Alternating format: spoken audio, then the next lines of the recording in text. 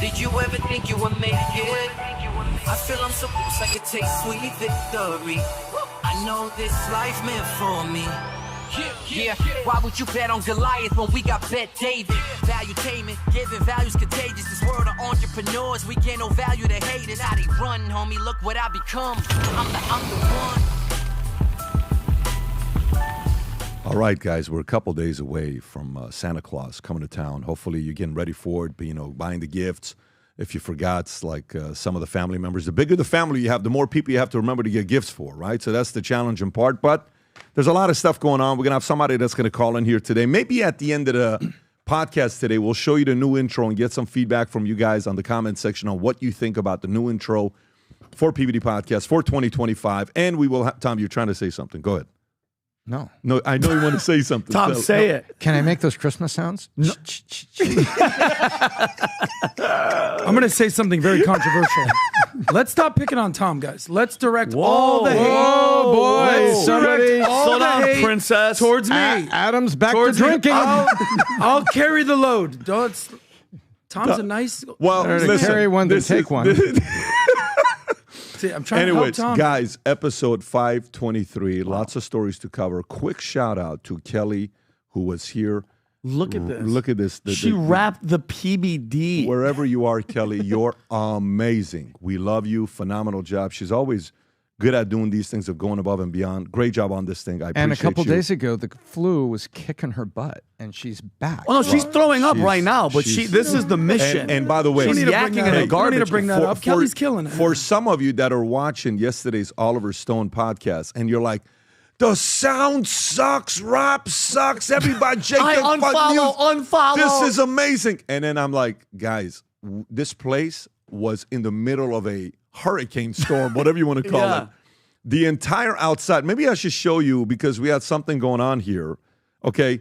Rob, do you have a video showing what the outside looked like? I mean, Kelly here, might Rob, have a video I'll of the send rain. you what happened 2 hours later. Just yesterday in the podcast, a car was underwater. Is that it, Rob? Okay, right guys, there. look at that. Yeah. By the way, that's that. We don't have a lake here. That's where we're shooting the That's a podcast is lake. in that building. Right, and That's our parking lot. That's our parking lot. While we're doing a podcast, we're getting hit by this. But anyways, it was fun.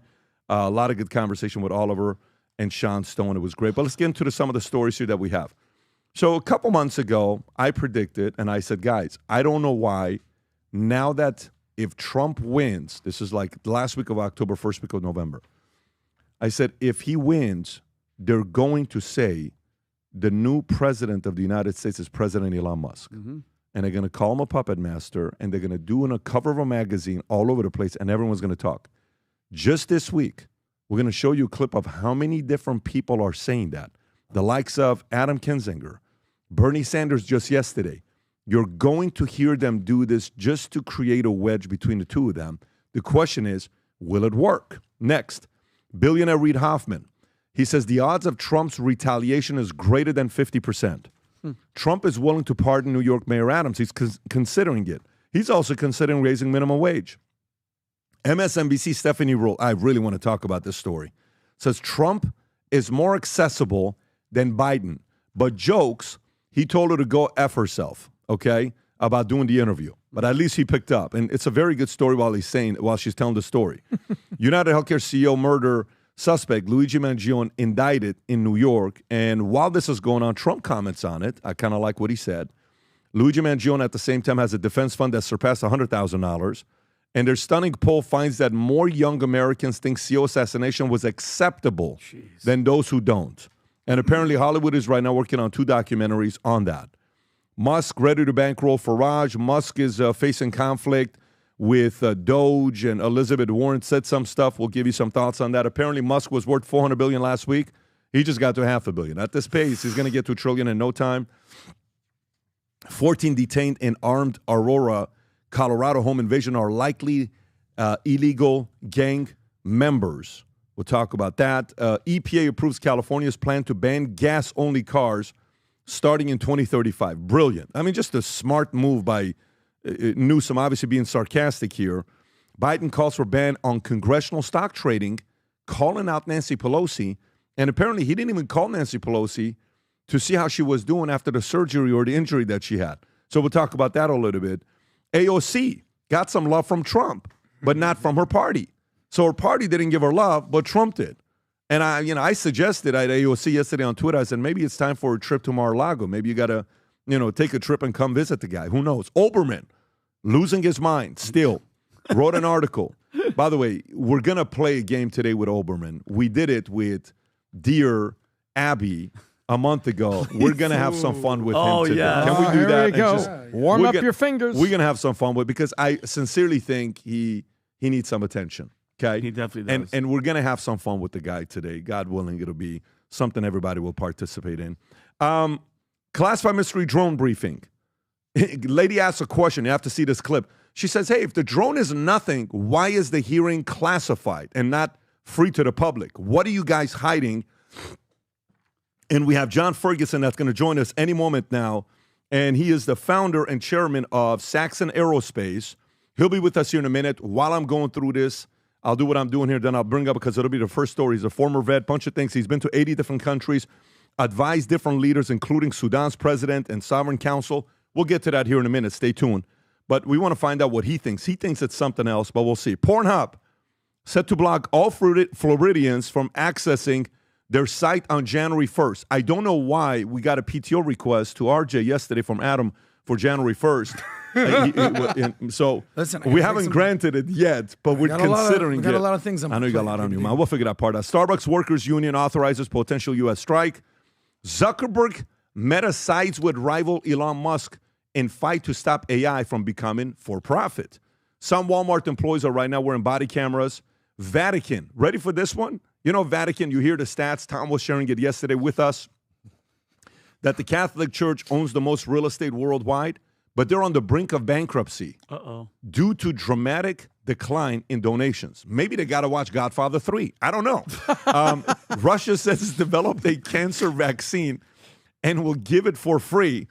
Great, noble idea of cancer vaccine. I don't know if I would take it to year 1, year 2, year 3, but maybe we would entertain it later on after a bunch of people tested it. Dow had a rough day yesterday, 1,100-point drop, marking its longest losing streak since 1974 is what we're talking about. Jerome Powell came out and cut the rate. Tom will give you some thoughts on it. Mortgage rates jump abruptly higher after the rate cut. How the hell does that even make any sense, right? Trump's got a new haircut. Some people are deeply concerned about the new haircut.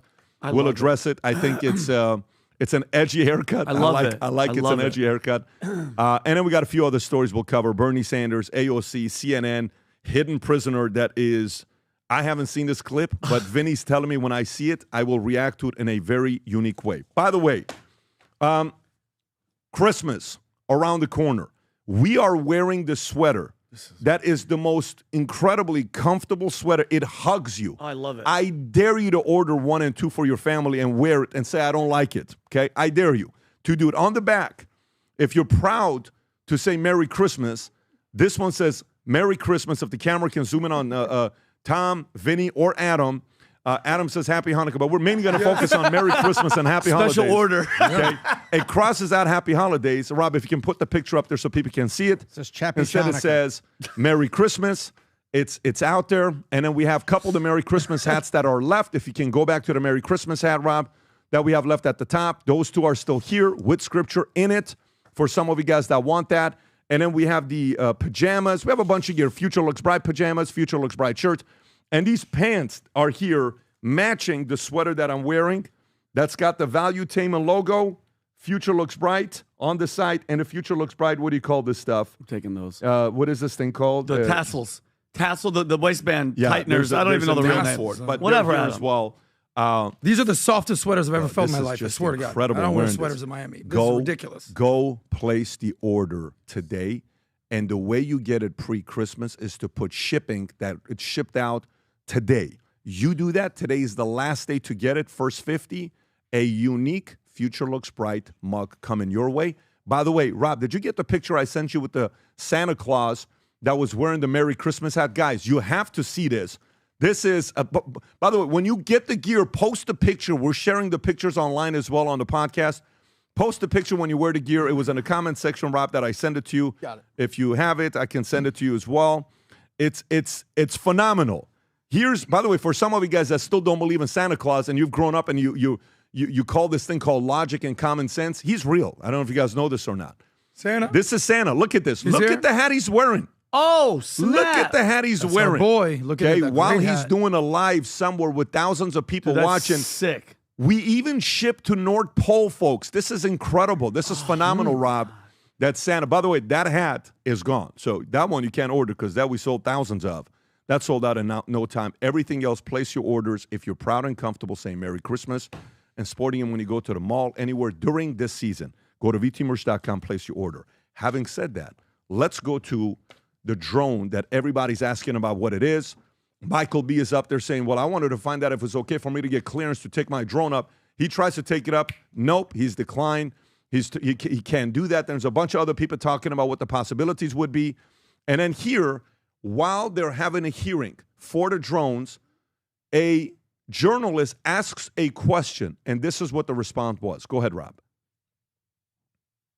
To be a classified briefing Rob, if these go are back just a little bit hobbyist because we drones, missed the first they're not part. military drones. Go all the way to the beginning. Go for it. Why does it have to be a classified briefing if these are just hobbyist drones, they're not military drones? Why is it a classified briefing on the Capitol Hill?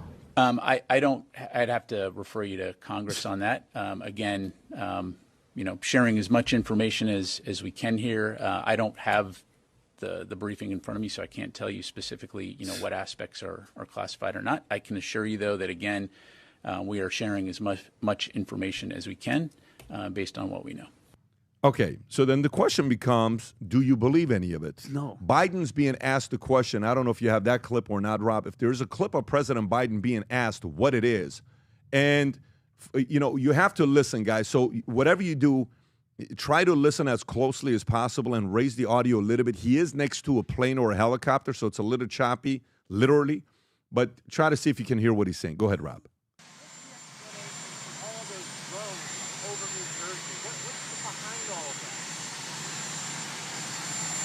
Nothing nefarious, apparently. They're checking it all out. I think it's just one. There's a lot of drones authorized up there. I think one started and they all got it. Everybody wanted to get in the deal. So look, if you're somebody that's naive and innocent, and you believe everything the government tells you, which is what you're supposed to do, that right? Your teacher tells you that in high school, the government is all good and they do everything but good.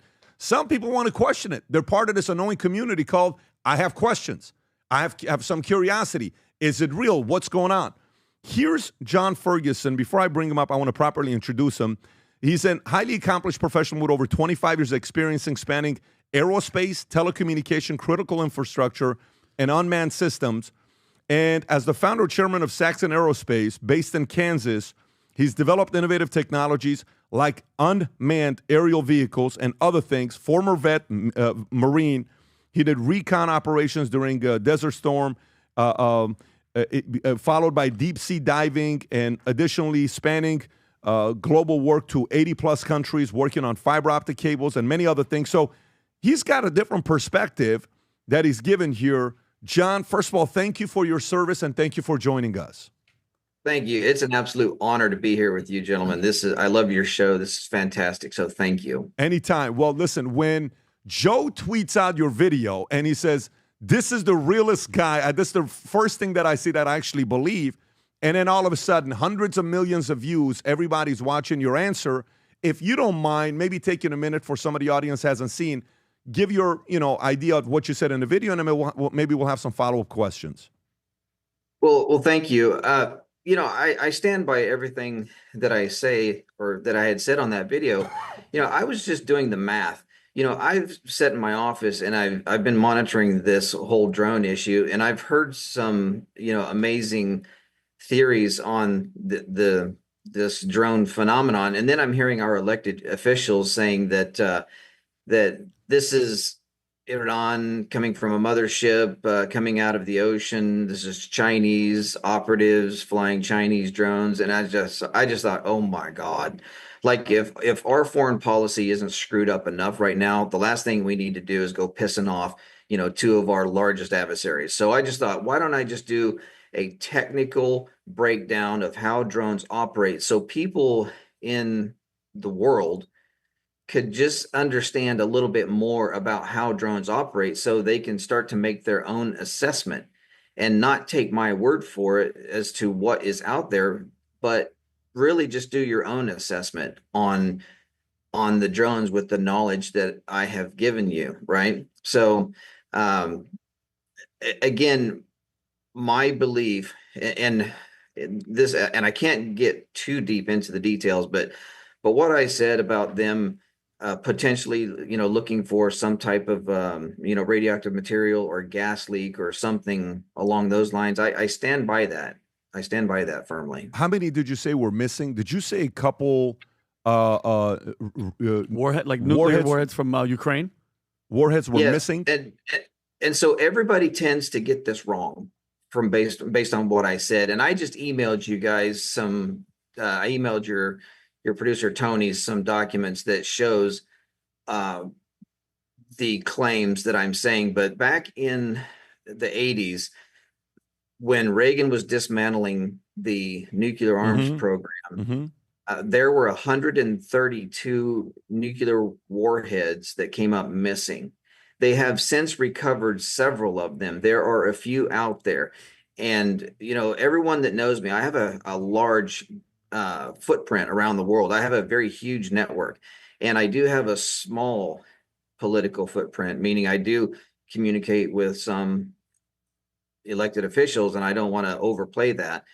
But this gentleman that I was referring to in the video, it has nothing to do with a shipping container with medical supplies, right? Absolutely not. That's two totally separate deals.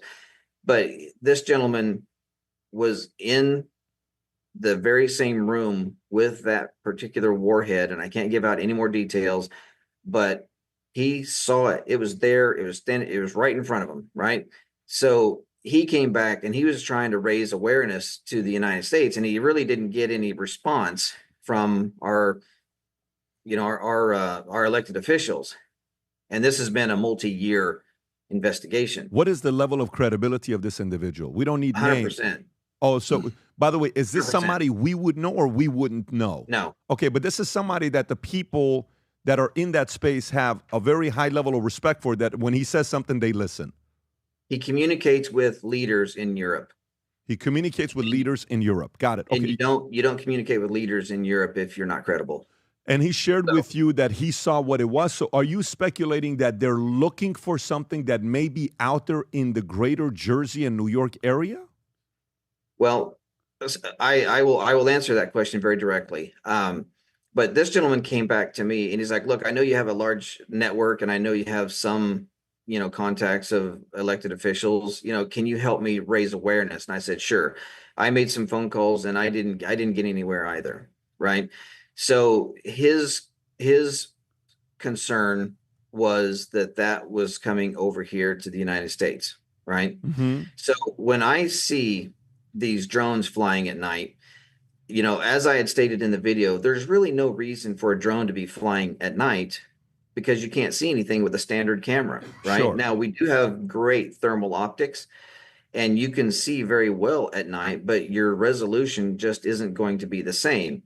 So if you're going to try to detect some form of substance on the ground, it would be better to do it at night, just simply because the winds aren't as aggressive and you are measuring parts per million, right?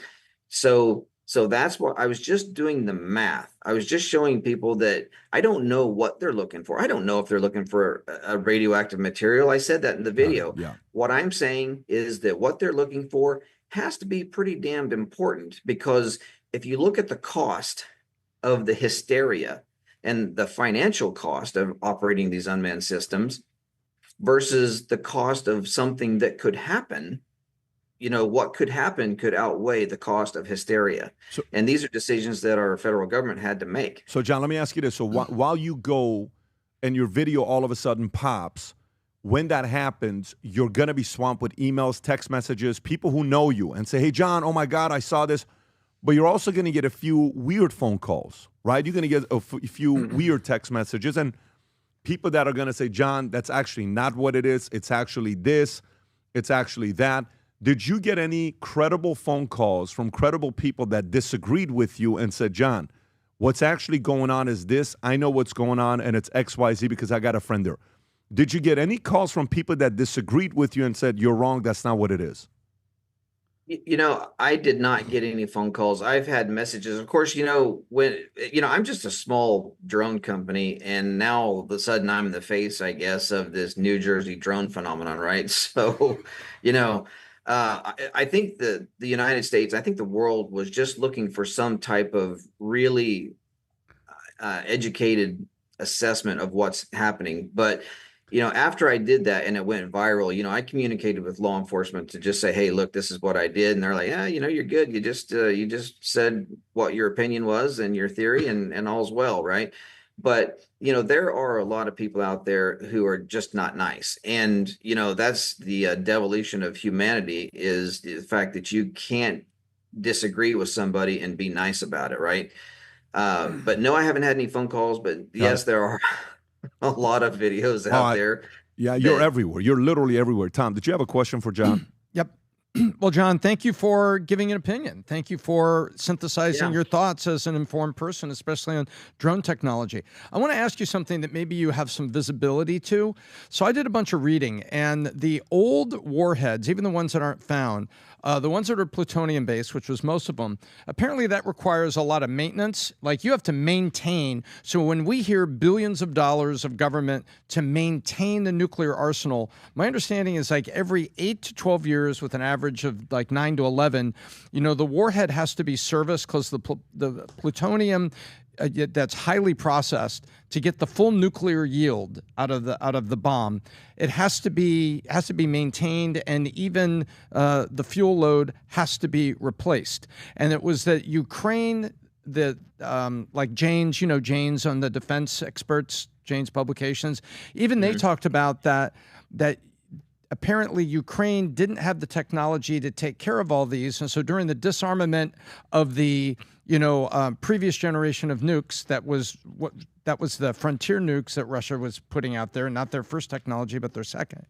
was these things were out there and kind of deplete, so that any of them that is missing and escaped is basically dirty bomb grade at this time. That it's not like big nuke Hiroshima type stuff capability, that in the hands of a bad actor, it would be a massive contamination dirty bomb. Do you have an opinion on that? Because I read a bunch of stuff in the last 24 hours. A lot of it seemed very credible.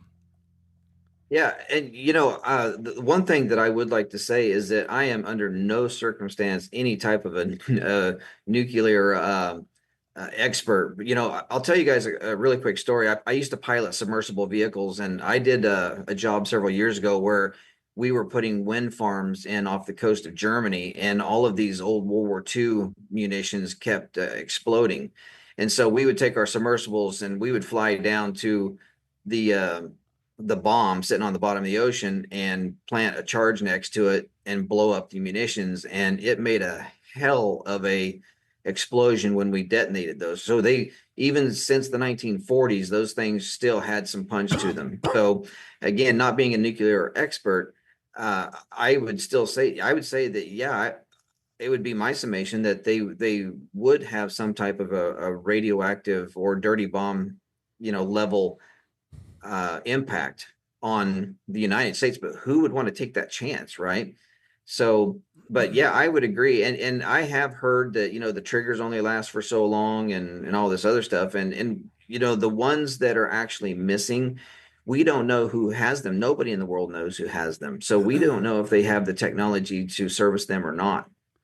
Hey, John, Vincent Oshana here. I want to say first, thank you for your service. Myself, I'm an Air Force veteran, worked at a nuclear missile base, kind of random, in Malmstrom Air Force Base. I could understand, John, how, the military, the government they constantly lie. Let's just be honest with each other. I can understand the not telling us because of the panic that it would cause. But, if you had to guess, John, who would be behind bringing this thing to the United States? It's obviously for nefarious reasons. Like, some people would believe, came to the border, open border from Mayorkas and Biden and all that stuff. But what would you think? Like, who would be wanting to do that, and who would want to bring it here, and then them being so secretive about it? I think if I answered that question, I'd be dead by tomorrow morning. Mm-hmm. Oh, wow. And why do you say that, John? Because I'm sure that if I were right, they wouldn't appreciate it. And I'm saying that jokingly, but there are some bad actors out there that we know that would want to bring this thing to the U.S. Absolutely, we know the organizations, and I'm not saying we as in me. I'm saying the United States government knows who those bad actors are. I do not. But I do know that this guy called me up. He almost was crying, saying, "Why the hell are these people not listening to me? Can you please help me?" And I felt compelled to help this gentleman. So I've kept my knowledge of this at a very high level because I don't want to do anything that's going to break any national security protocol out there at all. Well, listen, if you had to give a percentage of two questions. One, the government knowing what it is. That's one. And two, it being us and nobody else. What percentage would you say the government knows? 80% they know, or two, 80% it's us, the U.S. Government. It's not anybody else on the outside. And when I say U.S. government, I don't mean our military. It could be CIA, could be, could be whatever that's us, that's here. Where would you put those two? And you're referring to us as in the United States government bringing these assets to the United States? Yes. One is, are the drones operators ours or a foreign country entity that's using them? Okay, it seems like that's a two-part question. It is. My thought are the United States being responsible for bringing that here. I would say that's a pretty good chance. I'm sorry, I just don't want to put a number on it. But as far as the drone operators, I mean, think about this, guys. Think about this. Under what reality is there a place where the United States government would allow foreign adversarial operatives to fly unmanned aircraft inside the continental United States? I got into a small disagreement with a gentleman on Newsmax a couple of days ago where he had stated that there were Chinese operatives flying these. And then I've heard the Iranians are operating. The Chinese and the Iranians are sitting back going, "Who the hell are you guys? Well, why are you saying we're doing this?" Right? It's just not going to happen. That would be like we invading the beaches on D-Day and the Germans just saying, "Hey, come on in." Yeah. No exchanges or nothing. That's what this is. That's what they're saying. They're saying that they're allowing an invasion in the United States. I mean, show me a redneck anywhere in the United States that would allow a foreign operative to fly an unmanned aircraft that's an adversary.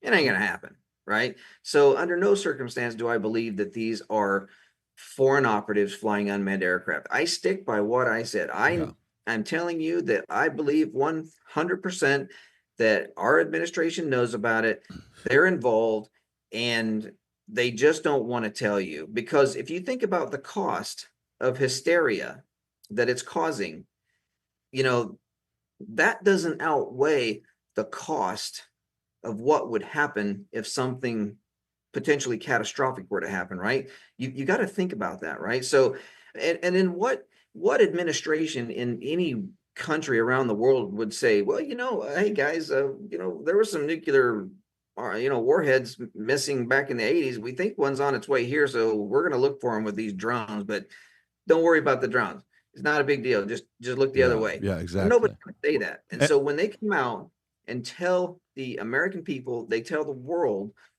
what these drones are doing, I'm going to bet that they're not going to be telling you the truth. It's going to sound good. And American people, we're resilient. We're going to go, huh, that's what they were used for. Oh, okay. And then we're going to carry on, right? But it's just not, it's not going to be the truth. It can't be the truth, because if this is an operation to find a catastrophic asset, we will never know as the American people. But that's where I disagree with our legislators. We elected these people, and they are supposed to answer to us. And so when we, the American people, ask questions, they need to tell us the truth. Yeah, the fact that it's taken this long, it's mind-boggling that it's taken since November 18th to have known, give or take. That's the date that started being reported on it. By the way, just Chase Hughes, a couple other guys are talking about this could be a psyop. This could be a way of distracting everybody to be talking about something like this because there's nothing there. And they're just kind of saying, hey, keep talking about this. Why we got to get this big spending bill through? Why we got to get, make Trump stuff a little bit more difficult? Why we got to pin Trump against Musk? Why we got to do this? How much of it could also be just a psyop to throw everybody off while they're doing something even more nefarious behind closed doors? What?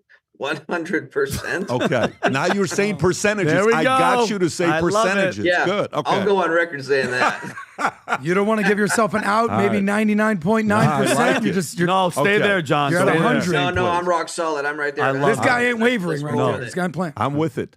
Well, Wow, John, appreciate you for your time to getting on here with us. I'm glad now we're in contact with each other because, I don't know because the way you said it, I thought maybe it sounds like you specialize in rednecks using drones. I mean, that's got, Hell yeah, America, buddy. But you said 80 plus countries, so there's not a lot of rednecks in some of these other places you're talking about. Rednecks in Greece. We look forward to staying in contact with you and having you back on because I don't think the drone situation is going away anytime soon. I think we'll be dealing with that for many, many years to come. Again, appreciate your time. God bless. Merry Christmas. Thank you for your service. Merry Christmas, and thank you to all your listeners. Thank you so much. Take care. Take care. All right. So interesting. What do you think about what John just said? So there's a few things. So let's go through them really, really fast. Go. If it's the U.S. government testing defense stuff, every now and then people see it, and you don't know what you see it, and then it kind of goes away. Like Edwards Air Force Base, I'm telling you, it's a true story about all the weird planes people would see in the sky, reported UFOs.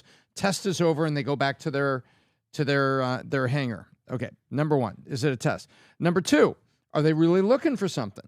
And and this is our government using drones that we have to go out and look for something exactly he's talking about.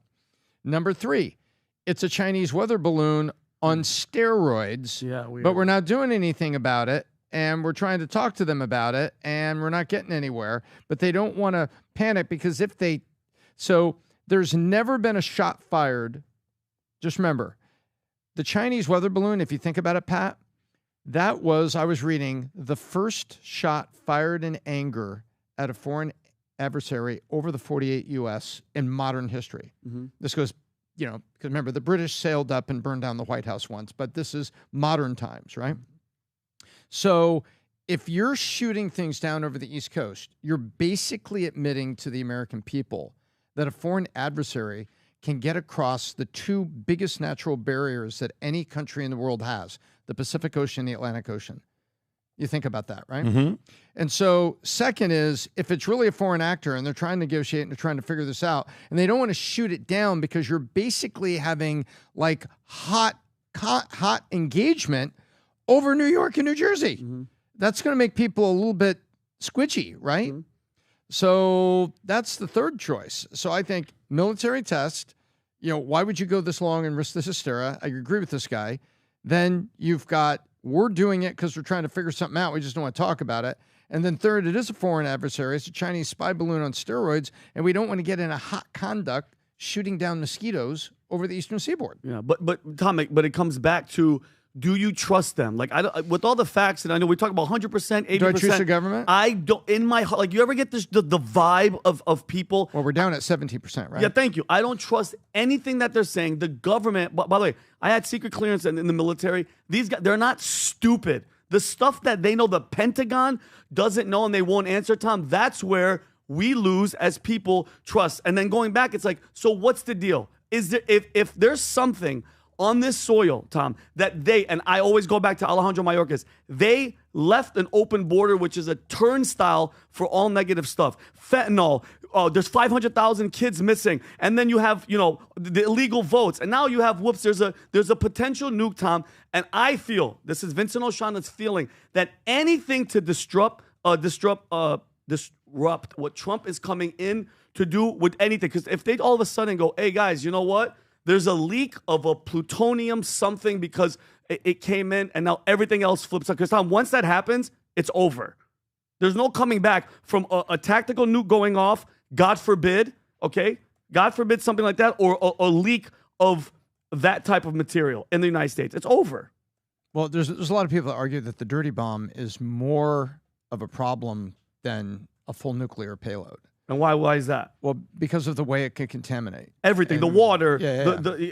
By the way, and there's opinions that go back and forth on that. They say, well, it depends on what warhead you're launching. It depends on what you did with it. It depends on was it an atmospheric, explosion, or was it a ground explosion? Was it in water supply? Well, look, here's the reality of it. We're not going to know on what's going on, but the biggest thing you need as for someone like me, I just want, in any situation I'm going through, it doesn't matter what it is, okay? If it's a war, if it's finances, if it's valuation of a business, if it's a client complaint, if it's a lawsuit, if it's a mistake someone made, I want as many testimonies as possible. I want as many angles as possible, because once you have this person, that person, this person, that person, this person. Today, a guy sends me a Manek, and he tells me about his business partners. And he says, him and his business partners are having a challenging time. And I gave him a strategy of what to do. But I also said to him, I said, you have to know that I have to also assume everything you're telling me is right, the fact that your business partners are being nefarious. What if you're the one that's being like that? Mm-hmm. I'm not hearing their side of the story. But if what you're telling me is true, here's some feedback for you, right? I think we need intel. This is very helpful. By the way, just because we have John on doesn't mean he's 100% right. It doesn't mean it can't be China. It doesn't mean it can't be Iran. It doesn't mean it can't be nothing. It doesn't mean everything is there. You and I get to choose and say, I think it's 42% here, 22% here. Yep. And then at the end of the day, we find out. Can I ask you a question, Pat? Would you want to know, and would you think it's smart to tell the public that, yes, there is a nuclear weapon that came in through the southern border and it's here? Would you want to wake up the public to maybe keep an eye out, or do you think it would cause more harm than good? No, I'm curious. But let me give you an idea on how this works. Okay.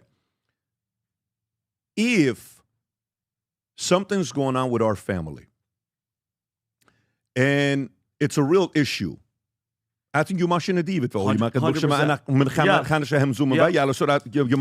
I'm talking about. Yep. Oh. So you know what I'm saying? And that's why when Tom does that, it drives me insane. I hate when he does that. Every time. By the way, Rob knows. You know what I want to give Rob a shout out to? Rob's been learning Aramaic. He knows Aramaic. Yeah, he knows listens the to language that Duolingo. Jesus spoke. Yeah, the Duolingo. He's been one of their guys that's been on streak for 1 million. Yeah. But anyways, all you got to say is machleta. Machleta. But by the way, shout out to the what's the toilet thing that I got in the mail? Oh, you got it already? What is it called again? Oh, Garshok. Did you get one or no? Did anybody send it to you? Of course, the best. I use it every night. All right, so let me go back to this point. Go Hashem. When you're going through family stuff that's taking place, there's certain levels of things that you want your kids to know what's going on. Yeah. But some of the things, they're not ready. You may be ready for something to know at 18, but you weren't ready at 14 to know about it. I agree. You may be ready to know at 14, but not at 10. You may be ready at 10, but not at 6. Vice versa. Some of the things you have to talk about, right? The only reason the U.S. government doesn't want the public to know if it really is a nuclear warhead or whatever it is because the government looks at the American people as kids, and they're not. They're adults. I think the more straight up American people are, the government is with the American people, that trust goes up. The reason, like when I had President Trump on the podcast, and I'm going to transition to the next stories, but we got a bunch of other things to cover. When I showed him, I said, one of my favorite things you ever did is when you brought Nancy Pelosi and Chuck Schumer into your office, the White House, with 50 cameras, and you said, I'm willing to shut the government down. Guess what? We're back to shutting the government down again. Yeah. You said, I'm ready to shut the government down, and it was a vlog type. You know what it did? It got us to realize who the a-hole was and who was willing to lean and take responsibility. Mm-hmm. And you know what? Go ahead and play this clip, Rob. Look how intense it gets. I love it. Talking about the last time, Chuck, you shut it down. No. And then you opened it up very quickly. Watch this. And 20 times. I don't want to do what you did. 20 times Chuck, you have called for, I will shut down the government if I don't get my wool. None of us have said want to it. know And he owns something? it. You said it. Okay, you want to put that on You my... said it. I'll take it. I'll take it. That's You leadership. know what I'll say? Yes. If we don't get what we want... You just saw one right way there. or the Schumer's other, playing whether it's politics. you, Trump is saying, I'll take it. anything you know what? call, For a guy I like will me, shut down the I like government. this. Versus with Biden, what happens? We don't see nothing. Zero. Show it to us, right? The trust goes up. Where we're in there with you. Okay, I got it. Does that need to be every single thing you do? No, because the enemy's also watching. Exactly. But I think there's 5, 10, 15, 20% of the stuff that you can do for us to see as well to increase the level of trust the American people have in the government. You know what will be one of the biggest accomplishments in Trump by 2028? Go to the trust in the U.S. government, Rob, percentage. If I was Trump's camp, and I'm doing a business plan for our team. And we said, hey, guys, go to 2028. What 5 milestones can we reach to call it a... I have my own list that I would share with the administration, but I'm going to give one of them. If the president and his camp, Musk, Vivek, Tulsi, Patel, Bobby, all of these names, I don't want to miss any one of them, Susie, every one of these guys, if by 2028 the trust in the U.S. government suddenly goes up to 45%, that may be one of the biggest victories on their top 5. Because what the people said is, they're not saying they trust the U.S. government. What they're saying is, we trust today's administration. Yeah. They're not saying they trust the government. Yeah. They're saying we trust you today, not we trust you, period, right? That could be one of the biggest victories. And one of the ways he could do it is by doing an open forum vlog style talking where we're kind of seeing what's going on. I want to go to the next story. So next story I want to get into is UnitedHealthcare CEO murder suspect Luigi Mangione indicted in New York. Rob, do you have that clip to show? Yes. He's indicted in New York. President Trump finally comments on it, and he says a few things. While that's taking place, you got a stunning poll comes out that finds more younger Americans think that CEO assassination was acceptable than those who don't, which is absolutely insane to think about this poll. A poll by Emerson College revealed that 41% of Americans ages 18 to 29 viewed assassination of UnitedHealthcare CEO as either somewhat or completely acceptable, while 33% deemed it completely unacceptable. I mean, to think about, that's what they're saying. This was something that happened. Then on top of that, there's 2 documentaries that may be able to get done on him, which, by the way, I understand a documentary on him. Hollywood should do that. We should learn more. And then there's also a defense fund that just surpassed $100,000 as of a couple days ago. I don't even know where it's at right now. Rob, if you can play a couple of these clips that you have, that'd be great. We are here to announce that Luigi Mangione, the defendant, is charged with 1 count of murder in the first degree and 2 counts of murder in the second degree, including 1 count of murder in the second degree as an act of terrorism for the brazen, targeted, and premeditated shooting of Brian Thompson, who, as you know, was the CEO of UnitedHealthcare. This was a frightening, well-planned, targeted murder that was intended to cause shock and attention and intimidation. It occurred in one of the most bustling parts of our city, threatening the safety of local residents and tourists alike, commuters and business people just starting out on their day. The maximum penalty possible for murder in the first degree and murder in the second degree as an act of terrorism is life without parole. The maximum penalty for murder in the second degree is 25 years to life. There are additional counts as well. A number of criminal possession of weapon charges. We can skip this part here, Rob. If you can go to what the president said, go right ahead. Healthcare shooting, the shooting of the CEO in New York.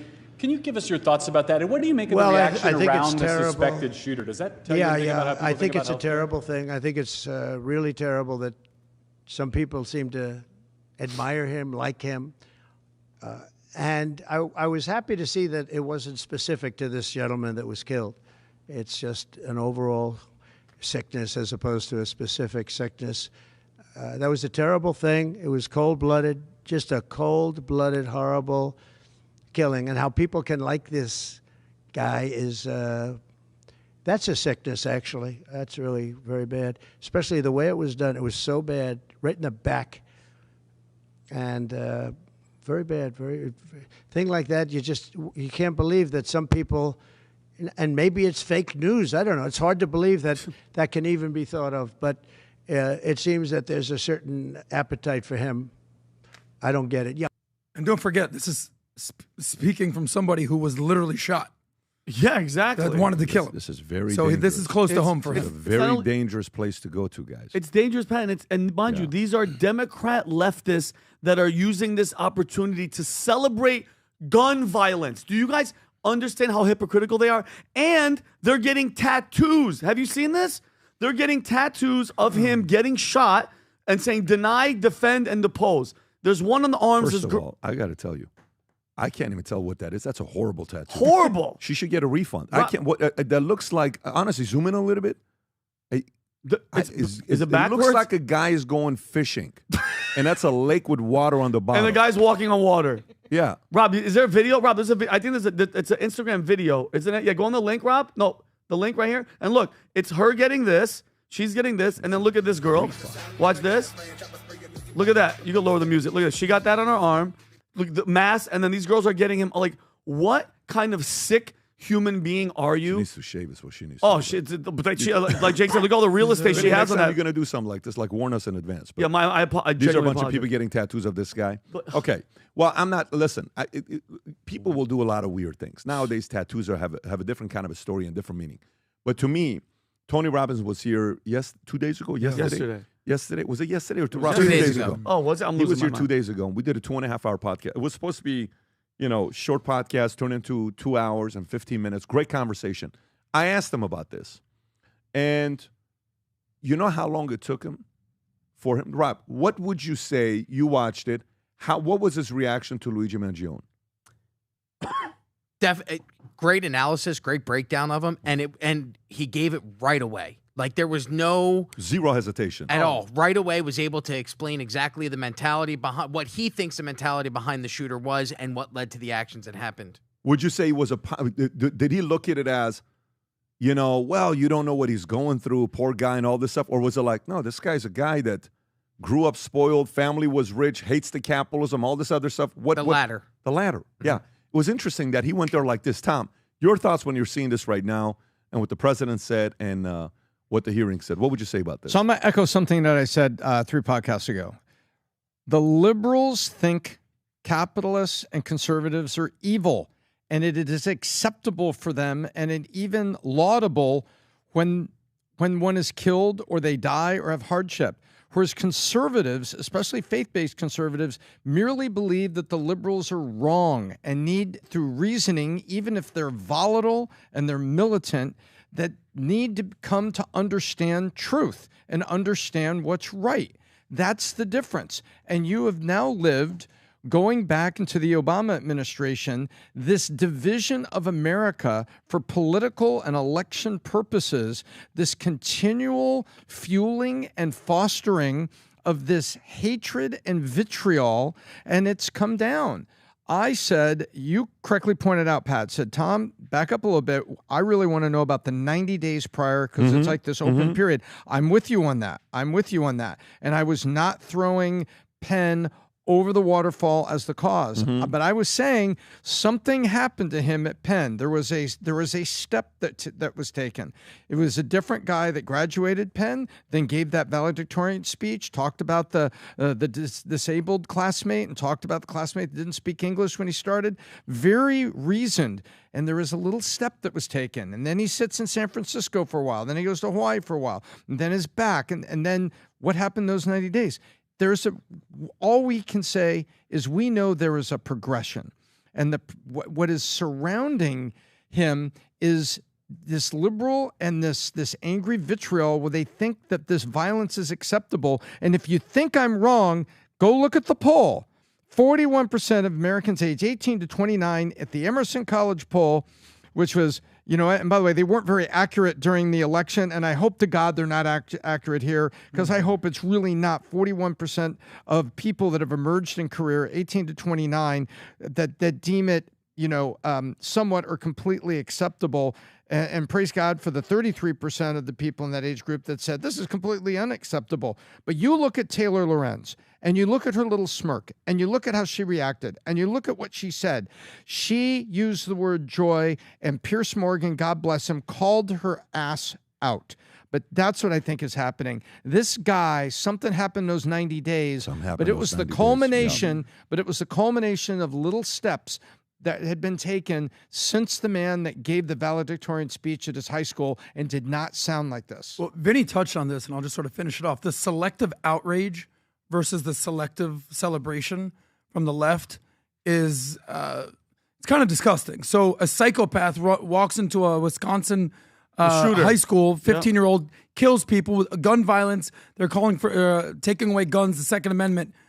But then this happens. Cowardly shoots this guy in the back, kills him, father of 2. hero worship, candles, vigils, tattoos. There was a look-alike contest. So which one is it, guys? Is it gun control or gun worship? Which one is it? Yeah, no, it just drives me crazy. By the way, do you think we're gonna hear anything from this guy? I want to hear, because you're not gonna hear a peep. And the last time he tried to speak, Tommy, they grabbed his ass and they threw him in the prison. Somebody needs to sit down with this guy. I know the court and everything. He has to wait for the trial and be like this. Hey, what happened? What makes you, silver spoon in your mouth, 140 IQ, great family? What in the God's name would make you do something like that? Okay, if his brain's not been wiped out by whoever talked to him for those 3 months, it still doesn't add up. Besides the outrage from the people, that's like, they say like the radicalized homegrown terrorists, that those white boys that went to Iraq and became ISIS, that doesn't make any freaking sense, and they should get hanged for treason. That there's something going on that I wish we could find out, but I don't think we're ever going to hear his voice. You don't think he's ever going to speak? Not meaning to who? Who's he going to talk to? I just hope that Brian Thompson's death, I hope he doesn't die in vain.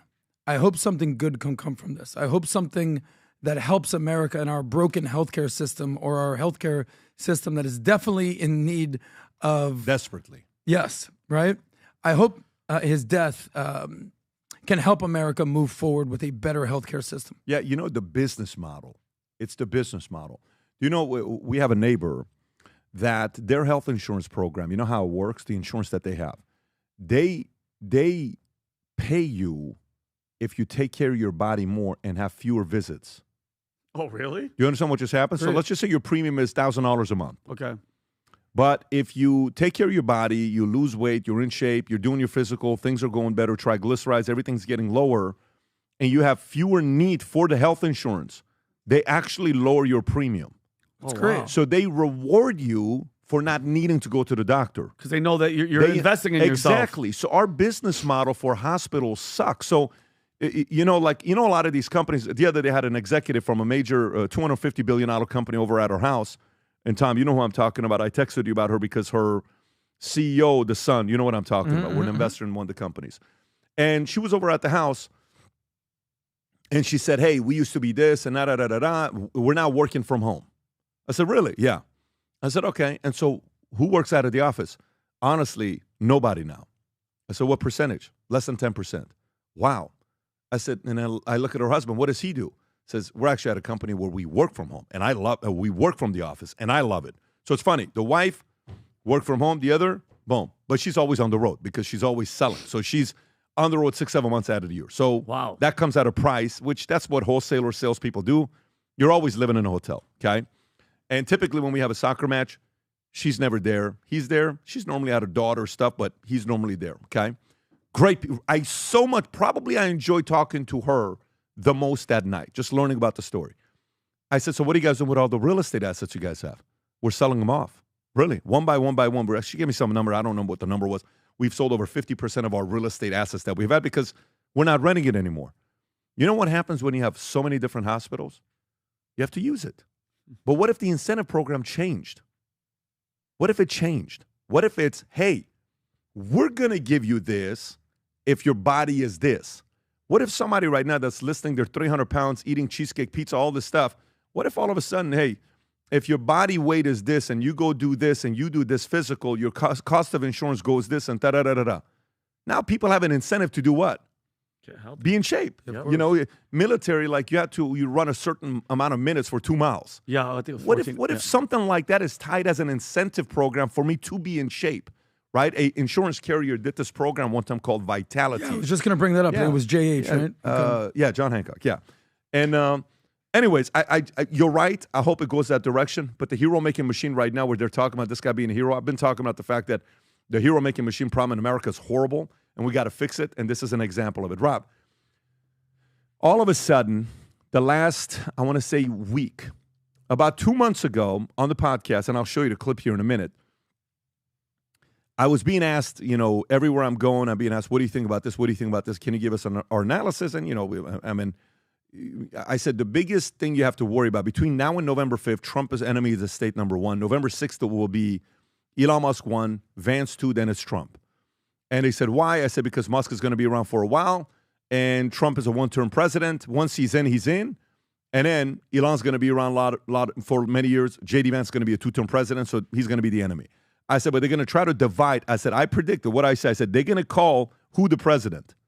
Elon Musk. They're going to call Elon Musk the president, and they're going to call him puppet master, and they're going to put him on the cover of a magazine with a puppet master, whatever. You remember that? And you even went on ChatGPT. I'll send it to Rob. If you can send it to Rob, right? I say this 2 months ago. And watch what's been happening right now. Okay, I want you to watch this clip. Go ahead, Rob. This morning made it clear with all his vast government experience, which is basically he became rich on the federal government, that he doesn't want Republicans to pass this. And seemingly Vice President Trump kind of backed him up then at that point. And what it says about the politics is, did you hear it? This is going to be a mess for you. Vice President Trump on purpose. President Elon Musk. And do you have another clip, Rob? You saw nonchalant he did it too? Yeah. Like, oh, nonchalant. That's Adam Kinzinger. Then there's another one that you have here. Go ahead, Rob. Donald Trump is asking you to do him a big favor. Would you please raise the debt ceiling for him right now so that he can give those tax cuts to Elon Musk and other billionaires next year? Well, Lawrence, I think you have it just half a click off. It's not Donald Trump asking for this. It's very clearly President Elon Musk asking for this. The fact that Donald Trump has been completely right there, AWOL. and then go to Bernie Sanders yesterday. Go to Bernie Sanders yesterday tweet. This is Bernie Sanders' tweet yesterday. Zoom in a little bit.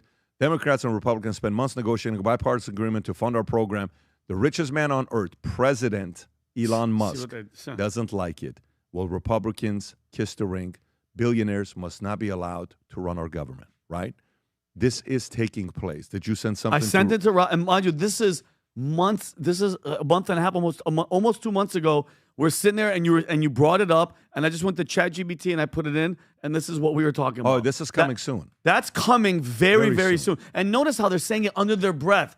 Nobody was like, nobody Meaning stopped that's Elon's in the back and Trump's that's in the front. By the way, Elon's this is not a real cover. This is Grok or this is ChatGPT? This is a ChatGPT just on its own. Because you were talking about it, like I said. And notice how he says it. They're saying it under their breath, like they're planting the seed, and nobody stopped them. And whoa. Why? They're letting it seep in, so now it's just becoming like regular talk. And I think it's a good move. You talked about the wedge. They're going to try to do it. If you can go to my Twitter account, Rob, if you don't mind going to the Twitter account. So on my Twitter profile, you'll see the most recent tweets. So go a little bit. I said the only way the enemy can win is to divide and conquer. Expect to hear President Musk and Puppet Master as a way to get under Trump's skin. They'll plaster this everywhere. I predicted. Watch the clip. Play the clip, Rob, if you can. Go ahead and play it. It's showing that. Put it on 1.5. I'm the richest man in the world, and I want nothing from you, Trump. But they're going to do the following. Yeah, and I'm telling you, it could work effectively if it gets under Trump's skin. And here's what it is. 40 laws of power, law number 1, Rob. Can you go to 40 laws of power, law number 1? Do you know what law number 1 is? Never outshine. Never outshine the master. Law number 1, never outshine the master. For the next 4 years, nobody can outshine Trump.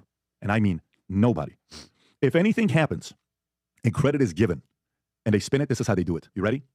Elon Musk is Trump's puppet master. Wow. Mm-hmm. That's what they're going to do. By the way, that was Thanksgiving. That's coming. Look Thanksgiving, look at the set. Yeah. Yesterday says everything you said. Shout out to Kelly. Our time travelers. You guys are like, you're predicting all this stuff. And it was a funny thing that he's saying. But I know they have to create that friction between those two. Mm-hmm. It's not even JD right now. They'll do JD in year 3, 4. Mm-hmm. But they have to do Musk right now. Year 1, year 2. First, they're going to have to find that play between the two. And they're going to have to write it all over the place. Cover of Time magazine. It's got to be a puppet master. What do you call it? A picture of Musk and Trump on the bottom holding them just to poke the bear. That's what they're going to do right here. And they're going to say, the president of the United States is really Elon Musk. Wow. It's not Trump. Oh, wow. Bingo. Elon Musk is the president of the United States, and he's toying with Trump. Pastradamus. Poke the bear. You can pause it right there. Pastradamus over here. Tom, the question is, will it work? Do you think President Trump, seeing this kind of stuff and watching it, do you think at all in his mind it's going to upset him? 8 years ago, I would have said there's probably, a chance that it's going to unsettle him a little bit. I don't think so now because I think they see it coming. They ran a fabulous campaign. They were able to jujitsu, the theory of jujitsu, use the other guy's energy, and then move that energy to get your move accomplished and put the other man on the floor. So I think that any sensitivity there, they see this coming now. I think they see it coming. They know what's going on. Soon as, look, as soon as the nominations start coming out, the assassinations start coming out, because they don't have. If you don't have an idea or you don't have a program, all you have is words and manipulation, right? Name calling and manipulation, not just words. Name calling and manipulation. That's all you have. Hitler didn't work, so now you got to move on to something else. Name calling and manipulation. Oh, this is a dictator. He's going to retaliate. So there's two things I see right now. The retaliation angle. You have somebody that we're going to cover a story later today. I think the retaliation against the media, I got the odds at 50% that he's going to retaliate. So here he comes, going to retaliate. We told you so. And then manipulation. How are they trying to manipulate? They're trying to get under his skin using this. It's concerted, and I have faith right now that it's not going to work because they see it coming. And when Trump has sat there with Kristen a week ago and she tried some angles on him, he came right to her professionally, elegantly, but shut her down. And I hope that's what's going to happen here. I think it is going to work. And I'll tell you why. What else could they throw towards Trump that could get him off the pedestal? They've done the Nazi thing. They've done the allegations. They've tried to basically throw him in jail. They've done the court cases. They've done so many different things. So we all saw what happened with Russia. None of it worked. He got elected. Boom. We all know that Trump, for all the great things he's done, definitely can be vindictive, and he can definitely be sort of a fragile eagle at times. And the little things will happen. And the media will see Trump and Elon there doing a press conference one day. This could be a year down the road. And they'll say, well, okay, Mr. President, sorry, we have questions for Elon. And they're going to focus all their attention. And they're going to keep dripping and dripping and dripping and dripping this. And at some point, it might get under Trump's skin. And we're going to find out if Trump has the ability to basically tune out the noise and say, let's get S done, or if he's going to let this affect his relationship with Elon. Elon, I think he just surpassed $500 billion, Pat. So I have one simple follow-up. Yeah. This election was too important for what has to happen for America. Specifically, we've got the debt thing going on right now. It was so important for America. And I would hate to see the opportunity squandered at the hands of a psyop. Tom. I feel you. You know, when Tom gets pissed, guys, seriously, there's a part of me that gets scared, and I want to walk out. He doesn't mess around. It upsets me. But let me tell you something here. I got a question for you. Yes, sir. And Tom, I got a question for you as well. You ready? So, what used to upset you when you were 20 that no longer upsets you at 30? Stay with me. What used to upset you when you were 30 that no longer upsets you at 40? What used to upset you at 40 that no longer upsets you in your 50s? Okay? And then here's a follow-up question. What used to upset you in your 20s that whether you're 30, 40, 50, 60, 70, 80, it's still going to upset you? Those two questions will dictate what's going to happen here. Mm-hmm. So answer it for yourself. What used to upset you in your 20s that no longer does in your 40s? I can tell you mine. I have a lot of them. Wait, the 20s that bothered you? Yeah. What used to upset you in your 20s that things were said about you, or, you know, things were the words that no longer upsets you today? You know, picking my height. Oh, you're short. You're this. You're that. Doesn't. Okay, None of that bothers me. But think about that. Yeah, nothing. None of that. But by the way, at one point, how much did it? Oh, of course, because I was really small. I mean, okay, what else? What used to bother you in your 20s that no longer upsets you today? Okay, look, he went somewhere. Did you see that? Yeah. All of us. Just the gay comments. Wow, but that still upsets you. I mean, even earlier today, you know, I don't even want to tell him what you told me earlier. About it. But be serious for a second. Yeah. And folks, I'm asking you, the audience that's answering this question here. Doesn't affect me at all. But was there things that would destroy you, keep you up at night, and all that stuff that no longer does today? Yeah, people talk about my mom, like your mother's this or your father. That today, it's nothing to me. Right. I don't even listen to that type of stuff. Okay. So now, what used to bother in your 20s, it doesn't matter if you're 30, 40, 50, 60, 70, 80, it's still going to bother you. What is it? So what bothered me? In your 20s that will still bother you today at 46? Tom. Anything about my religion, anything about Christianity, anything about that, my beliefs and stuff like that. Still, that hasn't changed at all. Tom. Well, I would say that. I have a certain feeling for that, but I also have a eternal perspective on that. I still, and you know this, if people are lazy and things won't go as fast as they need to. That bothered me in my 20s. It bothers me now because I want to get it done. And it bothers me as much today as it ever has. Even more so today because now I have the benefit of my own history, realizing that when you really go fast and you put it down, what you can really achieve. And I've seen it. So actually, it probably bothers me more today. When I was in my 20s and you know, I used to hear, well, you didn't go to this school, you didn't go to that school. That really bothered me. Now I look back on it and said, well, I think I did okay. You know, so that's like, you know, whatever. Now I see it as I kind of poke back, right? Yeah, I went to a small school and then I had to put myself through to get my MBA. I guess that worked out. So watch. Now I almost, very good point. I almost go the other way with it. I'll just add one thing. For me, I don't think I'll ever change this. People who are just sloppiness, grossness, just have zero standards, just anything goes, willy-nilly, broke, gross, just disgusting. Clean it up, buddy. That will never be something that I just like, oh yeah, I'm okay with it. You probably thought about a friend that was like that. You went somewhere, maybe a former roommate, you had something like that. Because I had a guy like that as well. His name was Speedy Espinoza. He would leave his underwear on his bed and go for the weekend with this girl in Nashville who, I don't want to say who anyway, so he... You don't want to say what? You just called out Speedy. One weekend, Speedy, and this guy was 5-6 years older than me, and I was 18 years old, but I was done. One weekend, I took all his clothes and I dumped the weekend he was gone because he would leave his underwear, and I don't even want to tell you what it looked like. He would leave his briefs. I took his clothes in a plastic bag. I dumped it in the trash. My room would smell. I can't deal with smell. He came back saying, where are my clothes? I said, in the trash outside. I said, don't ever leave your underwear here before you leave. Wash them before you leave. I'm not gonna. Every time you leave dirty clothes here, and if I smell anything, it's going to the trash every single time. And he very quickly realized he needs to wash his clothes. And that drove me effing insane. I'm with you. But let me tell you what it is. Disgusting. You ready? Okay. What hasn't changed? People you do a lot for that betray you. And again, I'm going back to Trump on what he's thinking about.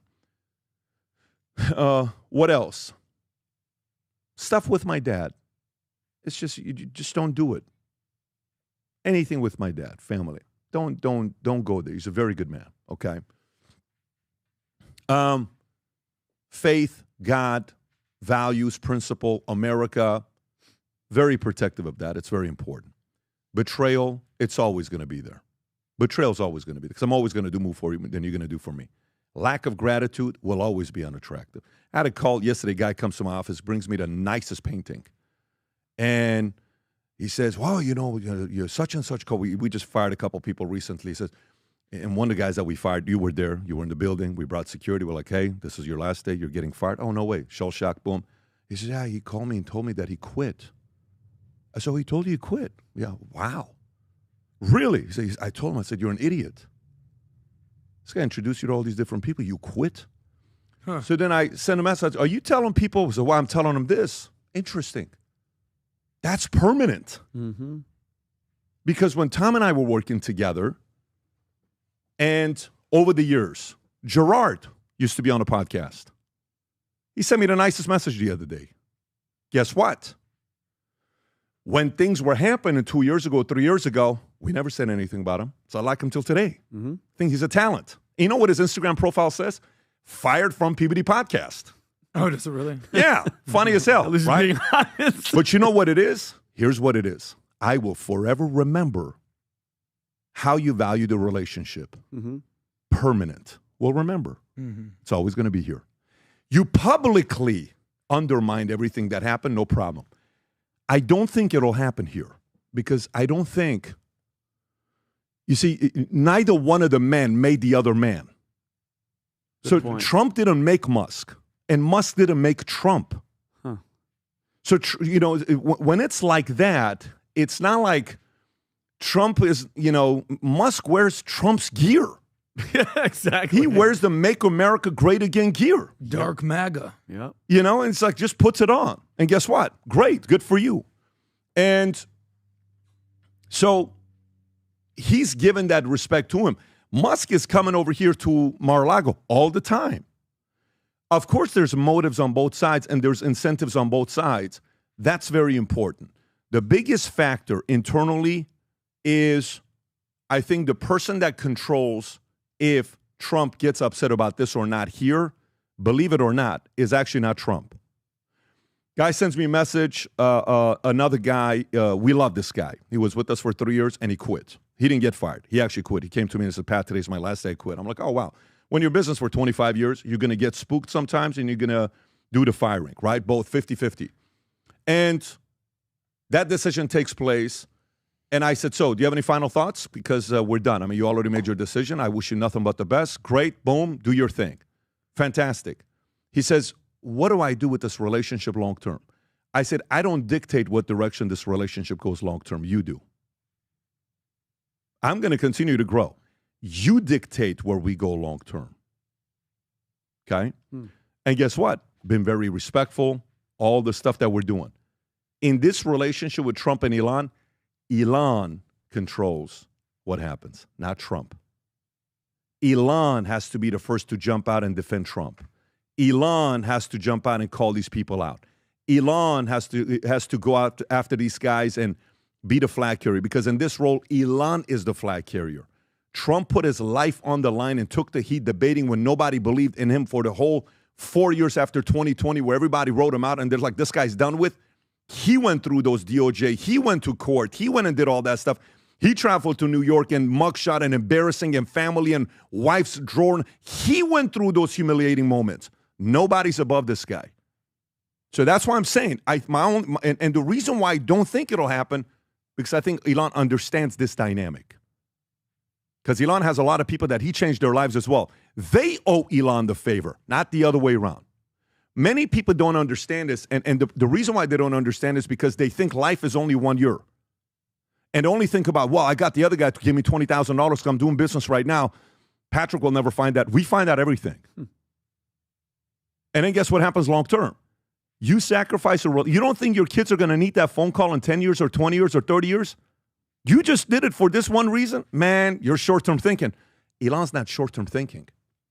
Elon's long-term thinking. So I don't think it's going to happen, because I think Elon's been, all this stuff that they're doing to Trump, I think it's happened to him in business so many times that Elon is what? He's locked in. My opinion. But the person that controls where this relationship goes here, I think it's going to be Elon. I think Trump has the right to be upset. I think Trump has the right if somebody throws him under the bus behind closed doors. I think Trump has the right to be a little bit agitated if any of that stuff happens. He has the right to have that. He's a man. He had all the pressure. And everyone just needs to stay as united as possible, do the job. And if we do, history books could potentially consider this 4 years the most monumental 4 years that took America to the next level. And I'm being sincere, that everybody benefits from it. And whoever's locked into that vision, you're in a good place. Whoever's not, hey, no problem. Yeah. We understand. Yeah. But everybody will be filtered out. It doesn't take a long time to filter people out. There's a famous quote that I tweeted out 2 weeks ago. And it was very intentional. It said, when a man with experience meets a man with money, the man with the money leaves with the experience. The man with the experience leaves with the money. Did you hear what I just said? Mm-hmm. When a man with money meets a man with experience, the man with experience leaves with the money. The man with the money leaves with the experience. Gotcha. But every once in a while, you meet somebody that has both money and experience. Oof. Never cross a man like that. Yeah. That's Trump and that's Musk. Never make that mistake. You're a fool if you do so, because they've been around the block and they have the right resources. Keep those people close to you. They're very hard to find. They're a great asset to you and your family. Your future kids will benefit from these relationships. Trump's grandkids will benefit from the relationship with Musk. Vice versa, everybody. It's very, very important. Anyways, okay. So let's go to this next one here, which is something that happened that I really like. Rob, do you mind pulling up the clip with MSNBC Stephanie Ruhl says Trump is more accessible than Biden, but jokes he had, he told her to go F herself. By the way, I actually love this. Folks, if you're running a business, you're in sales, you have to watch this. There's such a big lesson in this. Rob, go ahead and play this clip. Donald Trump had that crazy rally at Madison Square Garden. Oh, wow, yeah. I rolled the dice, and I called him on the phone. Watch this. And he answered. Of course he did. Of course. Look at the guy. What'd he say? And I wasn't calling to chit-chat. I said, Mr. President, this is Stephanie Ruhl. You made a lot of comments last night, blah, blah, blah, blah. And it was not an on-the-record conversation. Long story, so I'm not going to get into what he said, but I called for one reason. I said, you just said a whole bunch of public things. I'd like to sit down for an interview with you. We got 5 days before the election. So we didn't get into anything. There's nothing for me to report. I called him and said, I want an interview with you. Obviously, he said no. But my point is, I was able to get to him by dialing his phone. Right. Now, that might be completely ape shit, and you're like, I can't believe people know this guy's phone number. Yeah. But the reverse of that, if I were to want to connect with VP Harris or President Biden, there's 50 people between me and that. I could write a note that maybe could get to somebody, then through Pony Express and a pigeon, something might end up in a mailbox. That is embarrassing. And I called DJT to say, yo, can I have an interview? He told me to go fuck myself, but I still was able to connect with him. Yeah. But he still picked up. Tom, thoughts? I love that. I absolutely love it because you know what it points out?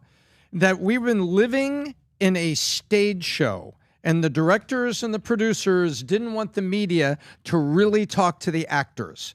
And the actors are Biden and Harris. And instead, Trump, who is famous for being accessible, he's famous for being a quick text. Not for everybody, but for the people that know him, because he knows the game. You know, the art of the deal means you know who to call. Mm-hmm. The art of the deal means when you need a permit in New York, you call City Hall and say, you know, I got all these people working, I got all these things going on here. What's up with my permit? Right? The art of the deal means that you work the phones and you influence. You don't influence. That's it. You don't influence from being behind 50 people and being a puppet. Right? And that is what Biden and Harris were. And Stephanie Ruhl has just pointed out, I would have to go through all this stuff to get to nowhere. Let me translate it for you. Mm-hmm. Stephanie Ruhl says, my job is to interview people and to get segments and get them on my network. That's what I'm paid to do. I am a commentator. That's what I'm supposed to do. I try to do that with Biden and Harris. I can't do my job because there's 50 people in my way. But DJT picks up the phone. Guess what? When you're making deals and when you're out making things happen and you're leading, you're accessible enough to the right people so that you can get crap done.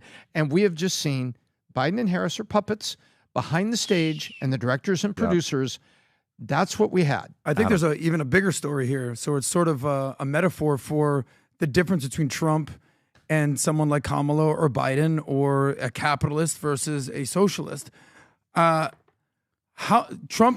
One of the biggest things he says is we're going to cut regulation, we're going to cut red tape, we're going to make this Doge thing happen, the Department of Government Efficiency.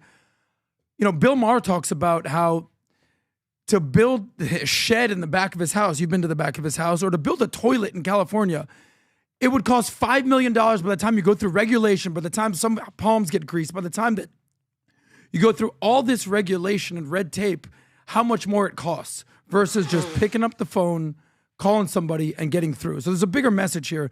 The fact that she called Trump and he picked up and he's like, hello, no interview, but have a nice life, is amazing. It's amazing. Yeah. And that's the whole part of being efficient. By the way, you know who's the most accessible person here? The most accessible person here? PBD. If I text PBD or if I call PBD, right away. There's other people sometimes that make you go through them to get to PBD. And if I have to go through a certain person who may no longer be here anymore, it might take me days just to get back from PBD. But I respect PBD's time, so maybe I don't go directly to PBD on things. But it's just a metaphor for sometimes bureaucrats and people with red tape and regulation want to get their palms greased or get in the way and you use power, when all you got to do is sometimes go to the source. And I think I'm being dead serious. I had this conversation yesterday on Minnect about how accessible, and this isn't a plug for Minnect, but it's going to sound like it because it kind of is.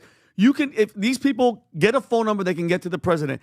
Yesterday, this guy left me this awesome Minnect, and he's like, Vinny, I just got to give you guys a shout out. He's like, I had an idea that I wanted to talk to Tulsi Gabbard about, who's going to be the new director of intelligence, right? That's her new job. Yeah. This guy was like, he's communicating with the person that's right next to the president and the accessibility. And he's like, I gave her all these ideas that she could use or not use. She messaged me right back and said, great idea if there's a way to implement them. Like, think about, she can get to the president. People on Minnect can literally get to the freaking White House and talk to people. Such a good point. You know, it's funny for me, being in sales. This is even bigger than that, Vinny. Let me. And I said this on Charlie Kirk's shows yesterday. So I'm in a meeting.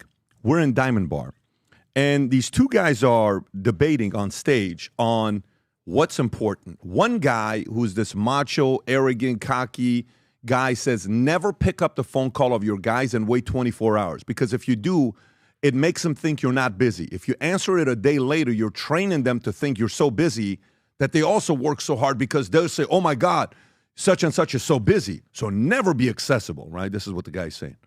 And this other lady, she's up there, she's like, no, I like to be accessible. And they're going back and forth. And another guy who's a former Marine jumps in, no, you can't. You guys need to know your time is valuable, and if you don't respond, I'm like, oh, wow. Pretty heated debate. I'm sitting there, I'm like, yeah, I'm a street guy. And I like that she is accessible. Yep. You could get a hold of her, and she would respond back. And guess what? You know, whatever business dealings, I'm no longer with them. You have no idea. I went up to her. I said, listen, I just want you to know this. You're right. Don't listen to them. Good. I told her that. She may remember this. I said, you're right. Don't listen to them. She's my boss. Yeah. I said, stay that way. We like it. Yeah, of course. Okay? We like it. You just have to protect abuse, right? So in sales, in PHP, I watch my sales guys. I had one guy whom I gave somebody for him to go visit and train in his state. 3 years the lady's there. He never visited her, ever. And she would say, I could never get a hold of him. I gave another guy like this. Accessible, accessible, accessible. This guy built a massive agency. This guy never built a vice president, ever, himself, ever. And he's probably more talented than the other guy, was never accessible. The key to accessibility is important. And then you got to protect yourself as well, but you got to be accessible for the people that want to get a hold of you. Guy calls me the other day. He's like, hey, so Patrick, I haven't spoken to you for 3 years. Dylan's sitting right next to me. I'm like, why is he calling me? Yeah. Former commercial real estate agent. When I first moved to Florida, I was interviewing a few guys to be a commercial real estate agent. And one night, I'm calling him 2-3 times after 6 o'clock. He's not picking up because I got an opportunity I want to get some questions on. He calls me the next morning. He says, hi, I noticed you called me last night. I said, yeah, I called you 3 times. He says, I have a rule. I don't answer phone after 6 o'clock. I said, oh, really? Yeah. I said, well, I'm planning on buying hundreds of millions of dollars of properties. I also have a rule. My commercial real estate agent needs to work for me. We're not going to work it together. He calls me. He says, how are things? Are you still doing that business? Is it going good? I said, yeah, it's going good. You know, we've grown. He says, that's good. Do you need any? Did you ever end up buying any real estate? And I'm like, this guy doesn't check any story. Yeah. I'm like, yeah, I bought this. I bought that. I bought this. I bought this. I bought. How come you never called me? My answer, I never wanted to break your code of don't call me after 6 o'clock. Yeah. Silence for 10 seconds. Oh. Well, I don't get it. Okay. I said, God bless. Got off the phone. Bye. And I told Dylan, I said, Dylan, you want to get into sales? People got to get a hold of you. Yep. Never be too big of a big shot to think that people can't get a hold of you. And by the way, sometimes your people that are your handlers, if you're not too careful, they'll make you look like an asshole because they're not getting back to anybody. Yep. And like, dude, you got to get back to people. And so you got to also be careful where you're training your guys to also be available, accessible, and get back to people quickly. If you don't have an answer right now, you're like, well, I didn't get back to him for 3 days because I didn't have an answer. Tell them, I don't have an answer, but can I get back to you Friday at such and such time? Yes. Put in a calendar to get back to them. Man. That's an addition. And by the way, the reason why Trump has that is why he's good in sales. You can't not have that and be good in sales. You have to be accessible. PBD, you also told a story. It might have been on BPW. It was regarding Mario. Someone said, oh, yeah. Hey, Mario, I got to talk to PBD. It's super urgent. It's urgent. Was that a BPW did that? Yeah, I did. Super urgent. Yeah. And then you get on the phone and quickly you realize, well, this wasn't that urgent. This could have been something we could have handled. That wasn't me. That was Will Guidera, that Mario's assistant sent an email saying very urgent. Yes. Mario gets on with Will. Will is like, did somebody die? Gotcha. No. Why is it that, Yes. So it was a very interesting thing. Anyways, breaking news that just came in right now, Rob, if you want to pull it up. Appeals court removes prosecutor Fani Willis from the Georgia election case against Trump and others. Interesting. Interesting. You remove her? Why did you remove her? A state appeals court on Thursday removed Fulton County District Attorney Fani Willis from the Georgia election interference case against Trump and others, but didn't dismiss the indictment, leaving the future of the prosecution uncertain. The case against Trump and more dozen others have been already largely stalled for months while the court comes out. The new ruling means it's up to the prosecuting attorney's council of Georgia to find another prosecutor to take over the case and to decide whether to continue. Tom, what does this really mean? What this means is that Fani Willis, by the organization in Georgia that manages their prosecuting attorneys, has basically said, Fani, you have brought something here, and your conduct and how you've done this is so beyond the pale and outside the lines that you're off this case. They basically have removed her from the case.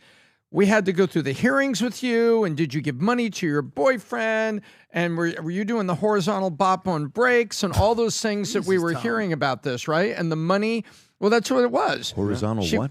Mambo. What is this? It's you're laying down, Pat, but you're on top of the person. It's an old, okay. it's an old. It's like the it's an old Bob Seger reference. Tom's doing the Mambo number 5 over here. No. It was from a Bob Seger song. I thought it was a geometry reference. But back to Fani. Angles. Get back to Fanny's Fanny. Go. No. But a little bit of Tom in your let's go back to the facts. Fact: she was not in the office a lot. She was having an affair. She directed money to a boyfriend. She ended up in a disciplinary hearing that barely went her way. Remember that? Yeah. And now, they're all looking at January 20th, and they're looking at federal money, and they're looking at a lot of things. They're looking at judges being appointed. And so people in Georgia that I think are protecting their livelihoods are depoliticizing this. And they're saying, step 1, Fani, you're off the case. Step 2, a new prosecutor can look at it because they don't have the authority to dismiss the case. Only the prosecutor dismissed the case. So they said, we need to find a new prosecutor. And if the new prosecutor, picks up the piece of paper and says, this thing is weak as hell. It never should have been brought. Toss this thing. And I think that's what's about to happen in Georgia. But the disciplinary group over the state prosecutors has basically removed her from the case, which should have happened a long time ago. But everybody was scared because the Democrat machine had so much pressure. The same thing happened to Alvin Bragg. And this is what Eric Adams is on the flip side screaming about in New York. And so there's a new sheriff in town, and January 20th is coming, and Fani just got fired off that case, and the new prosecutor will either continue it or he'll drop it because a prosecutor has to be the one to Let me drop ask you something, Tom. Put on your lawyer hat. There was 93 counts on all these different states, allegations, New York, D.C., Florida, Georgia. How many of them, Jack Smith, Alvin Bragg, Letitia James, Fani Will, you're learning all these names. Mm-hmm. Come January 20th, is it all just down to zero? Nothing. I believe it will be ultimately, and I'll tell you why. Remember when we broke this down, I broke it down for everybody. I said, here's all the counts in the Alvin Bragg. Remember, we went count by count by count for our audience to say, this is basically what he did. Adam, and a buddy were at your house. Don't bring me into this, Tom. No. Just an example. And you're drinking, and you get to remember a story you get upset, and you smash a bottle of Jack Daniels on his head, and you cut him. And so he goes to the authorities and says, I got assaulted, man. This is battery. And then the DA said, okay, count number 1. Adam committed battery in apartment in Miami. Count number 2, Adam committed battery in Dade County. Tom, I don't know. When was this? Count number 3. Now the chat's going to go wild here. Adam committed battery on the 6th floor of an apartment building. Right. Remember, that's what Alvin Bragg did. He cut the thing. Remember all those checks? He cut it into little slices. So it was a loaf of bread, but he cut it into slices and acted like each slice was a case unto itself. That is the definition of weaponization of the Justice Department. And that's what Fani did. And so 93 counts. They did that so the number would seem big. Tom, with each individual count. I love you. I just wanted to see if there was going to be 0 for 93. All of a sudden, I'm on the 6th floor with the candle maker and the butler on the... What's going on here? There are some people that appreciate, in our audience, that appreciate the explanation because they're going to go talk to their friends and say, listen, PBD podcast broke this thing down. They've got it under control, and this is what happened. And let's not forget, Tom, her, I don't know, was he her boyfriend or the special prosecutor? Who, the guy doing the horizontal mambo number 5? The guy that was on vacations and doing all that type of stuff. He met with the White House officials in May and November in 2002 while the Georgia election interference case was happening. Correct. What it pieced together, like it's the fact that everybody was so blind and everybody was so like we knew what the hell was going on, and it's just refreshing to know that it's all about to get flushed down the toilet. Well, Bye-bye. there you go. That's the update. Let's go to the next one here. Miami judge approves bail for wealthy Alexander twins in state rape case. Now, for this story, Rob, if we can read it, because some people may not know what's going on. These guys in Miami, Florida, not just Miami, they're known for being top producers in real estate for many, many years, okay? And they're the Oren... Alexander brothers. The Alexander Oren twins. Alexander, Alon Alexander, they're twins, and then there's a third brother. So Miami judge grants bail to real estate broker twins, Oren and Alon, who face state sexual charges with bonds set at $3 million and $2 million respectively, secured by their father's home in Bal Harbour, Florida. Circuit Judge Lodi Jean approved house arrest, ordered the twins to stay away from victims, stating, "I'm satisfied that these are reasonable conditions." The twins, along with their brother Tal Alexander, also implicated in the federal sex trafficking case in New York. Authorities allege the brothers used their wealth to lure, drug, and sexually assault, rape multiple women over more than a decade. Tal Alexander, co-founder of luxury real estate firm official, appeared in federal court on related charges. Rob, do you have a clip on this, or is it exactly what I just read? I have the clip from when they were originally denied bail that we had. Oh, played. Is that the one where he said he's got a child on the way? Go ahead, Rob. Go ahead. Mm-hmm. Because it's considered a dangerous crime, I'm required to hold you with no bond. You'll see. Your Honor. Your Honor. Yes, sir. Don't talk about the facts, though. Your attorney's here. Your Honor, my wife is 9 months pregnant, due any day now with our first child. Her family's in Brazil. She's counting on me to be with her during labor. That's something, you have a very good attorney. You're gonna have a hearing tomorrow before the division judge, and that judge will consider any argument regarding a bond. Because they filed this motion for pretrial detention, I'm required by law to grant it because this is considered a dangerous crime. And then, Rob, there's another one that came out, a friend of theirs, friend of Alexander Real Estate Brothers, surrenders in sexual assault case. Jeez. Surrenders? I just texted it to you. The whole crew, huh? Yeah, I mean, this is not good. If you go online, Rob, and you just type in Alexander twins, the story will come up as the first one. Just go to Google and type in Alexander twins. It'll pop up. Right there. There you go. You got it. So friend of Alexander Real Estate Brothers surrenders, who are prominent luxury real estate in Florida and New York, or some of the traffickers, help them. Okay, so to face an allegation that he helped two of them rape a woman nearly a decade ago. Go a little bit lower, Rob. A friend of brothers who are prominent real estate in Florida, charged with sexual was allegation. Oad Fisherman, 39, returned early from his honeymoon in Japan to surrender at the Miami-Dade County Courthouse on sexual battery of multiple perpetrators. He was later released on $25,000 bond with his new wife and mother-in-law, putting up another $260 in collateral. According to investigators, Fisherman helped twins Alon and Oren rape a woman December 31st, 2016. They say that a woman to his Miami Beach apartment for New Year's barbecue, sending her photos and people already in attendance when she arrived. However, the only people present were the twins, Fisherman, and two maids. The woman told police that Alexander and Fisherman took her into a bedroom where Fisherman held her down while the twins took turns. Fisherman is anxious to resolve this and vindicate his name. Wow. Adam, what do you know? This is a Miami story. You know these guys. You know of them in the Florida market. What do you know more about the story? I'm just going to be radically transparent here. These kids grew up in Miami. These guys grew up in Miami. They have an older brother. I'll leave his name out of it because he was not involved in this whatsoever. He was in my class. He was in my grade. We acquaintances. We're good. Oh, really? So one of the brothers has nothing to do with these allegations? There's a fourth brother who is not even involved in this whatsoever. Oh, wow. Okay. I don't even know if he lives in Florida anymore. I'm not sure. I haven't seen him since however. But the point is, I know him. I know the family. And I remember these guys from growing up. We run in very similar circles in Miami. I don't have any of their numbers on my phone. We're not friends. We did spend that one time at a dinner together. Not my buddies, but we have a lot of mutual friends. A lot. And I would have conversations with multiple buddies, one in particular who was a groomsman in one of their weddings. And I was like, dude, what the hell's going on here?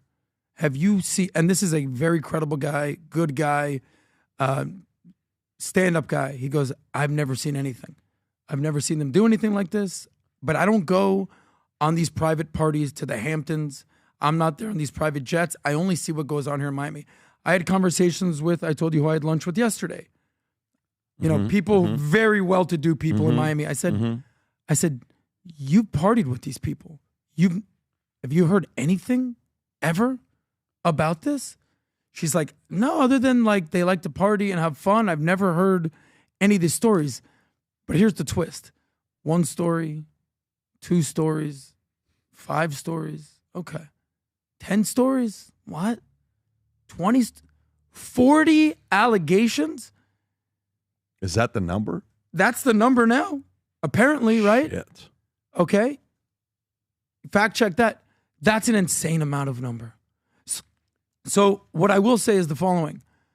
You know, in America, we still believe in innocent until proven guilty. With social media these days, it's sort of trial by social media, trial by media, trial by opinion. They deserve their day in court. Here it is right here. Testified that 40 women accusing the Alexander brothers of rape are credible. I'll give you another insight here. This was a text that I received, okay? A girl I know, mutual friend, and she saw the clip that we did 6 months ago. And she said, hey, this clip resurfaced. I want to tell you something. And I'm going to leave her name out of it. She says, I was sent the clip that we discussed by multiple women. She said, I personally know 5 women who were assaulted by them. Oh, shit. Okay? This is a girl I know. I said, I would never, ever back these guys up. Basically saying, like, in my opinion, this is 1,000% true. This is what she says. I said, that's crazy. 1,000. What did the women say? I said, the clip that we discussed was 5-6 months ago when these allegations were coming out. Obviously, things have gotten way worse. We saw the video of when they came out in front of their house. Come outside now, the FBI. She says, quote unquote, they were all raped while on drugs. I said, by which brother or brothers? This is what she says, her words. All 3 rape women. Jeez. She says, I can't believe that people still don't believe this. It's pretty wild to me. I said, it's a horrible situation and it seems to be pretty believable. Then she says, always believe women. And I said, always? She said, always. I said, women never lie? And then she said, well, 96% of the time. So, but the point is this. This is actually a horrible situation. I feel horrible for these women if this did happen. This spanned over, I want to say, over 10 to 15 years. These were young guns getting rich quick. What's the message here? The truth always comes out, whether it's these guys, whether it's Harvey Weinstein, whether it's Bill Cosby. They're going to deserve their day in court.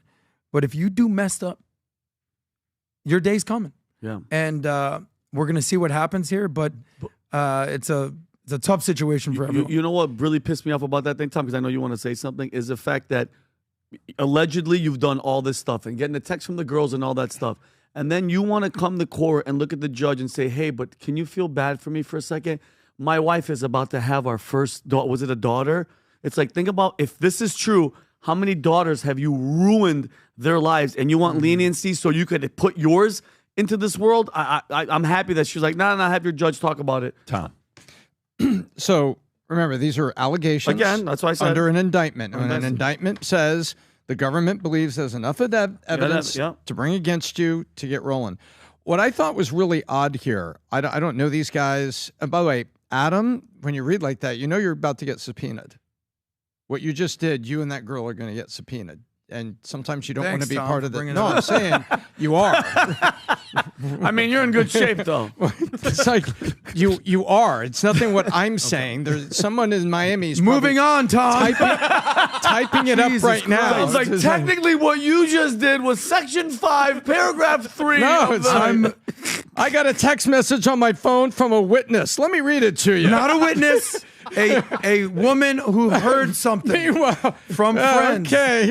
Okay. Jesus Christ. Now you brought her friends into it. So this is going to be the subpoena party at Adam's house. So what I was looking at is the Fed, I don't even know judge what to do here. right now. I don't even know. You better wear a valuetainment pin in court.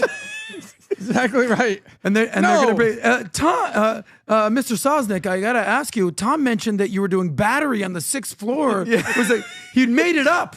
No, but that was fabrication of justice. That was your friend that you hit with the Jack Daniels bottle. Get the facts straight. What I found odd about this.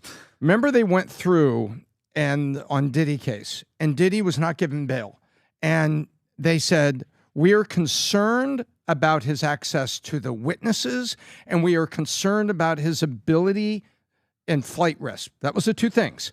They said that these are indictments. Mr. Combs is not guilty, and we're going to go to trial with this, but we're worried that he has all the capabilities that he would need to be a flight risk, and we don't want him to be out to intimidate witnesses because there's violence that had been involved in this. Remember that?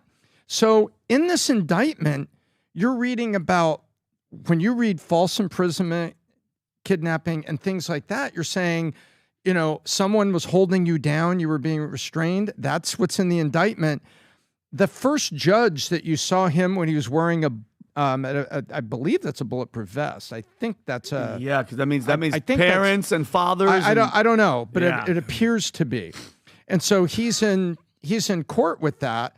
And that one judge is saying, this was dangerous and this was violent. What I'm reading here, and my obligation is to deny bail. That's my obligation here. And so she says, but now a Miami judge comes back and says, oh, well, $2 million for you, $3 million for you, and we'll accept collateral as your dad's house. That just seemed to be odd to me that bail was granted in this case. Why do you think it was? Is it because they're known in Miami? I wonder. They must. First of all, they've got the best of the best representing. They got money. Whoever that is. They got money. They've got the best criminal attorney that money can buy in Miami because they've got the money to get that person. And by the way, if you have the money, you want the best that there is because, hey, I'm under indictment. I'm not guilty until we go to court and the jury decides. And so it's kind of weird that they get bail and Diddy doesn't when they've got access to aircraft, they've got a lot of money, and the indictment contains multiple references to foreign countries where some of the stuff allegedly took place. Wow. So wouldn't you think, they could just hop a plane to a foreign country? They have the ability to do that. These are the three, Rob? So you know what's interesting to me? So pull up this guy, Darren Sharper. Do you guys remember who that guy was? Football player? Football player. Yeah. Do you know what happened with him? Denver Broncos? He was with New Orleans Saints. Do you remember this guy? Pull up an image of this guy. This is the most interesting thing to me. And this is kind of a Bill Cosby type thing. Here's this guy. He was in a Super Bowl. He won a Super Bowl. He was a stud at his time. He was a stud. Yeah. He was a Pro Bowler. Super good-looking guy. Maybe find a better-looking picture. This guy could get any chick he wanted.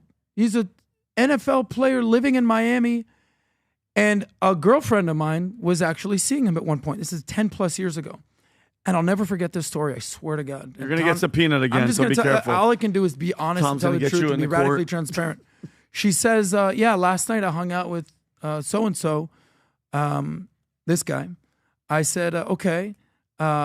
She goes, I don't feel so good today. And we were having lunch. I was dating her friend at the time. And we're having lunch. She goes to the bathroom, pukes. She comes back and goes, what's going on? She goes, I don't feel so good. We know nothing. We don't have a reason why. And then she starts telling me, I see him every once in a while. I think we're dating. And I just said, listen, I'm gonna be just straight up with you. You ain't his girl. You're on his roster, straight up. What do you mean? We like each other. I'm just letting you know. I know who he is. I know who he runs with. You're just you're one of the chicks on his roster, straight up. You're on the bench. I don't know if you're in the starting five. Turns out, lo and behold, this guy was drugging and raping women all throughout Miami. And he went to jail for how many years, Robert? I don't know if you can find it. But why would you need to do that is my point. You're good looking. How many years? 30 years. 30 years. Shit. Okay? This is because of the NFL Pro Bowler, Super Bowl winner, good looking guy, absolute stud. Why? Sick. Wow. You're sick. You're sick and the devil got there's you. Some That's power. what it is. There's some power. Isn't this 4 states that he was I don't know, Tom. I'm not trying to get subpoenaed by your opinions here, guy. It's evil. But what I'm saying is, you don't need to do that. Why do you resort to these measures? These Alexander brothers, look at the pictures of these twins. Good-looking guys, millionaires. The twins are obviously the two on the left and in the middle. The other guy looks scary good-looking as hell. guys, right? The other guy looks You don't need the to other guy do this. looks crazy. He fits the profile. If I had to guess. That's tall. So Oren is in the middle. Alana's on the left. Tall, who's the second one. Adam, do you know anything about that? When you're rich, when you're good looking, you don't need to do this. Yeah, but so it makes me wonder something, especially, and this is all allegations.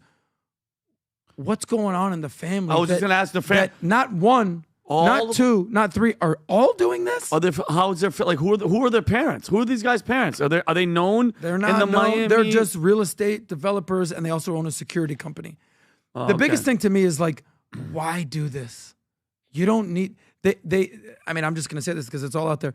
There was a yearbook story about when they graduated high school.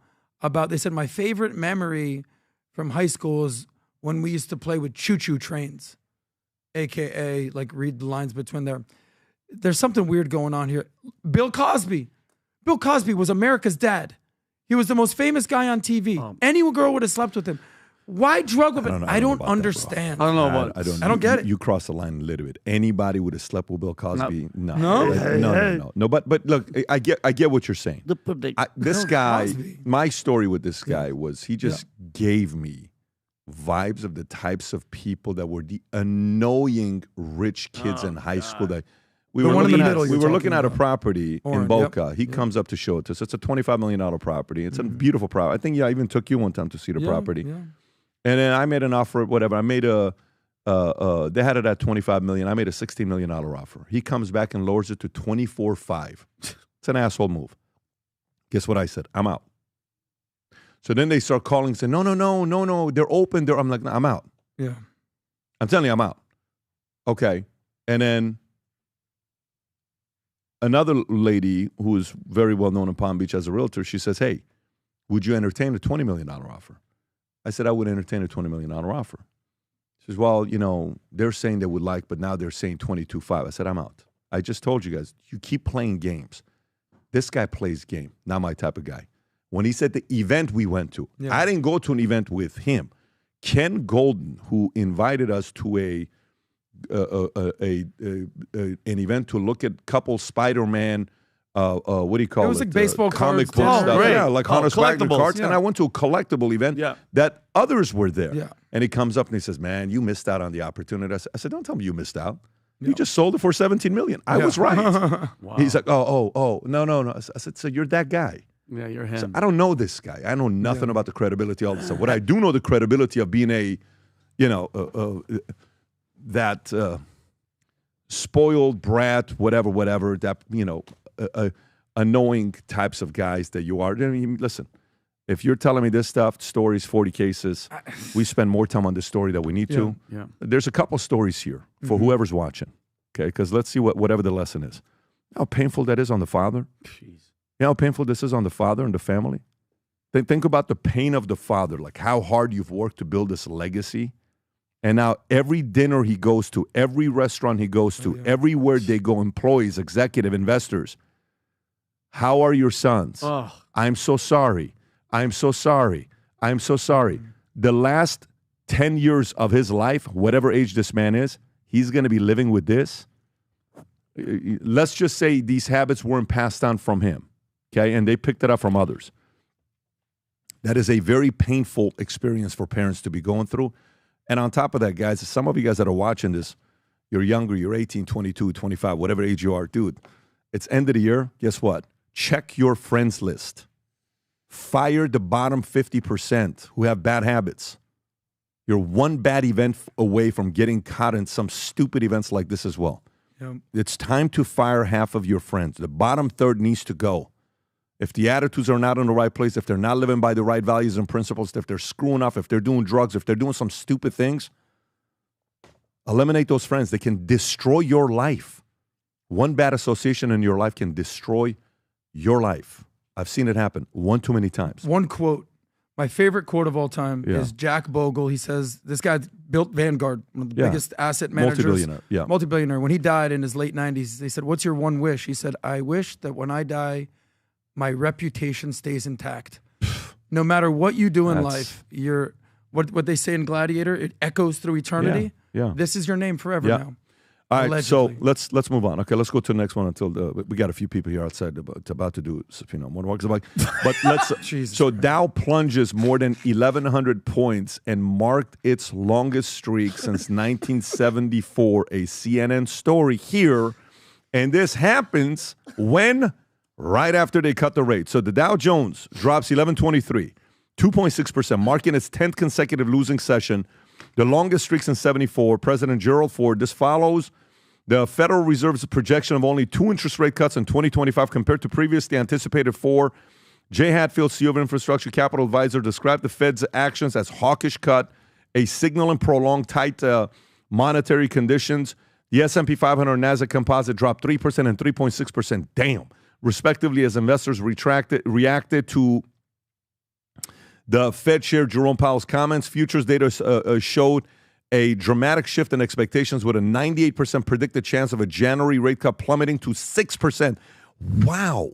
From 98% to 6%. Chris Zaccarelli, CIO at Northlight Asset Management, said markets were underwhelmed by the likely future paths of interest. And by the way, while this is taking place, guess what happens with mortgage rates when this announcement was made? Okay, mortgage rates surged following the Federal Reserve rate cut, with the average lender increasing rates by 0.2%, pushing the top-tier conventional 30-year fixed rate back above 7%. Jeez. The spike was unrelated to the actual cuts, as Jerome Powell. We moved pretty quickly to get to here, and I think going forward, obviously, we're moving slower, and that is what scared the crap out of everybody. Tom, thoughts? Well, everybody thought that it was going to be a party that went all the way back down to cheap money. And what the Fed is saying is it's going to be cheaper money at a responsible level. And that responsible is defined by the Fed. One man's responsible is another man's unreasonable. So, okay. So what the Fed did is they came out and said, hey, look, we've given you a full 1%, a quarter, a half, and a quarter. You know, this should really help out businesses. That's a full percentage point down on that. But the mortgages haven't responded because the bond market is following that. And that is because the demand for mortgages is not there. And so there is no incentives for the banks to compete with each other. And there's nothing to push the bonds down at the moment. And so right now I looked this morning for 750 credit on a 30-year fix. I was seeing 6875. So again, just like the article said, almost 7%.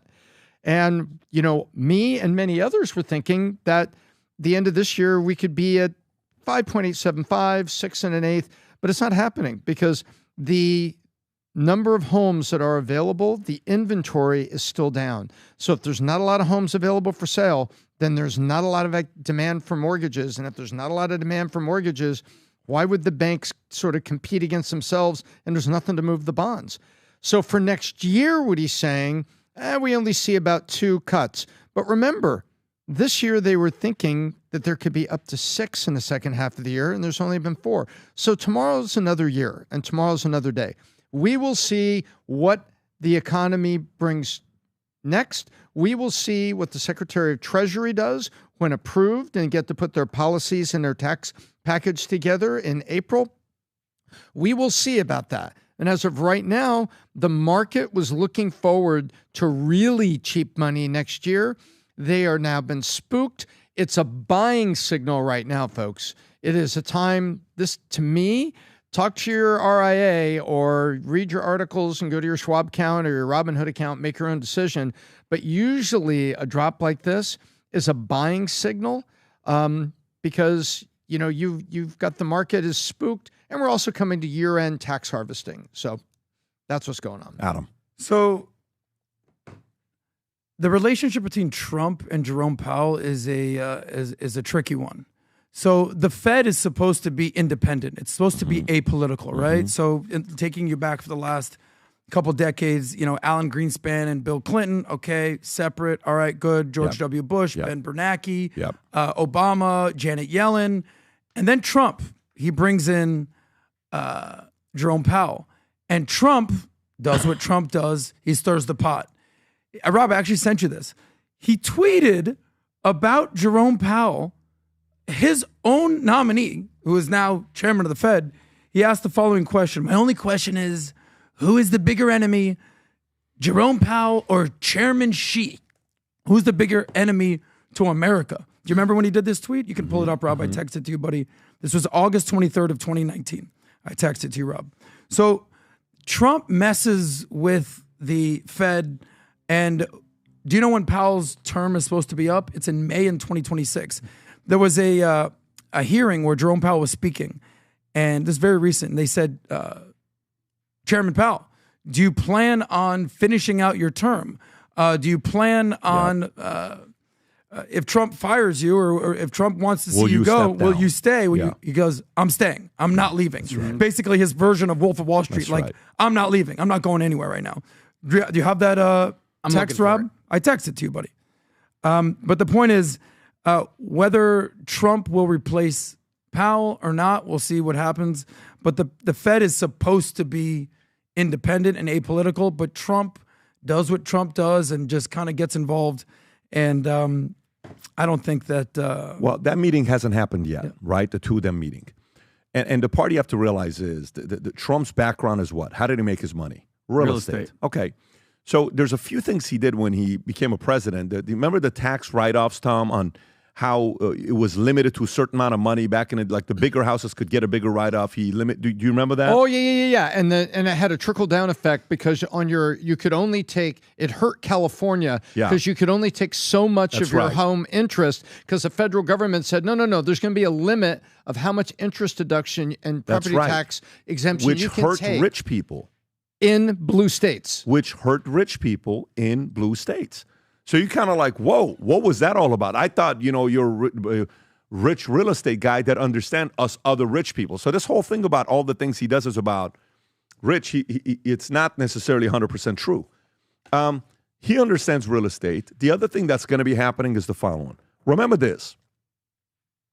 How do you cause Congress to pay attention? How do you cause certain laws to change? How do you cause certain cities to pay attention? The other day, Sonos, which... the worst update ever. I love Sonos until they did this recent change, and even their own employees don't like what Sonos was doing. I got online and I'm like, look, this is the worst thing ever. I said, what's a good replacement? There was another tweet I put before this because I first gave him an opportunity when I asked about Sonos. So I asked about something about Sonos. I said, hey, Sonos, I'm having a hard time with this upgrade. Can somebody help me out? Is anyone else having problems with Sonos? We love Sonos and had it all at our home, and latest absolute sucks, and we can only listen to Sonos radio and not our own music. Even our local AV companies can't fix it. Does anyone know how to fix it? Sonos reaches out to me. I give a phone number to call an email. They don't follow up for 1 week. So then finally I put this next tweet. What's a good replacement to Sonos? We're getting rid of all our Sonos products at our buildings. Their new app sucks. Customer service is lazy, fake at best.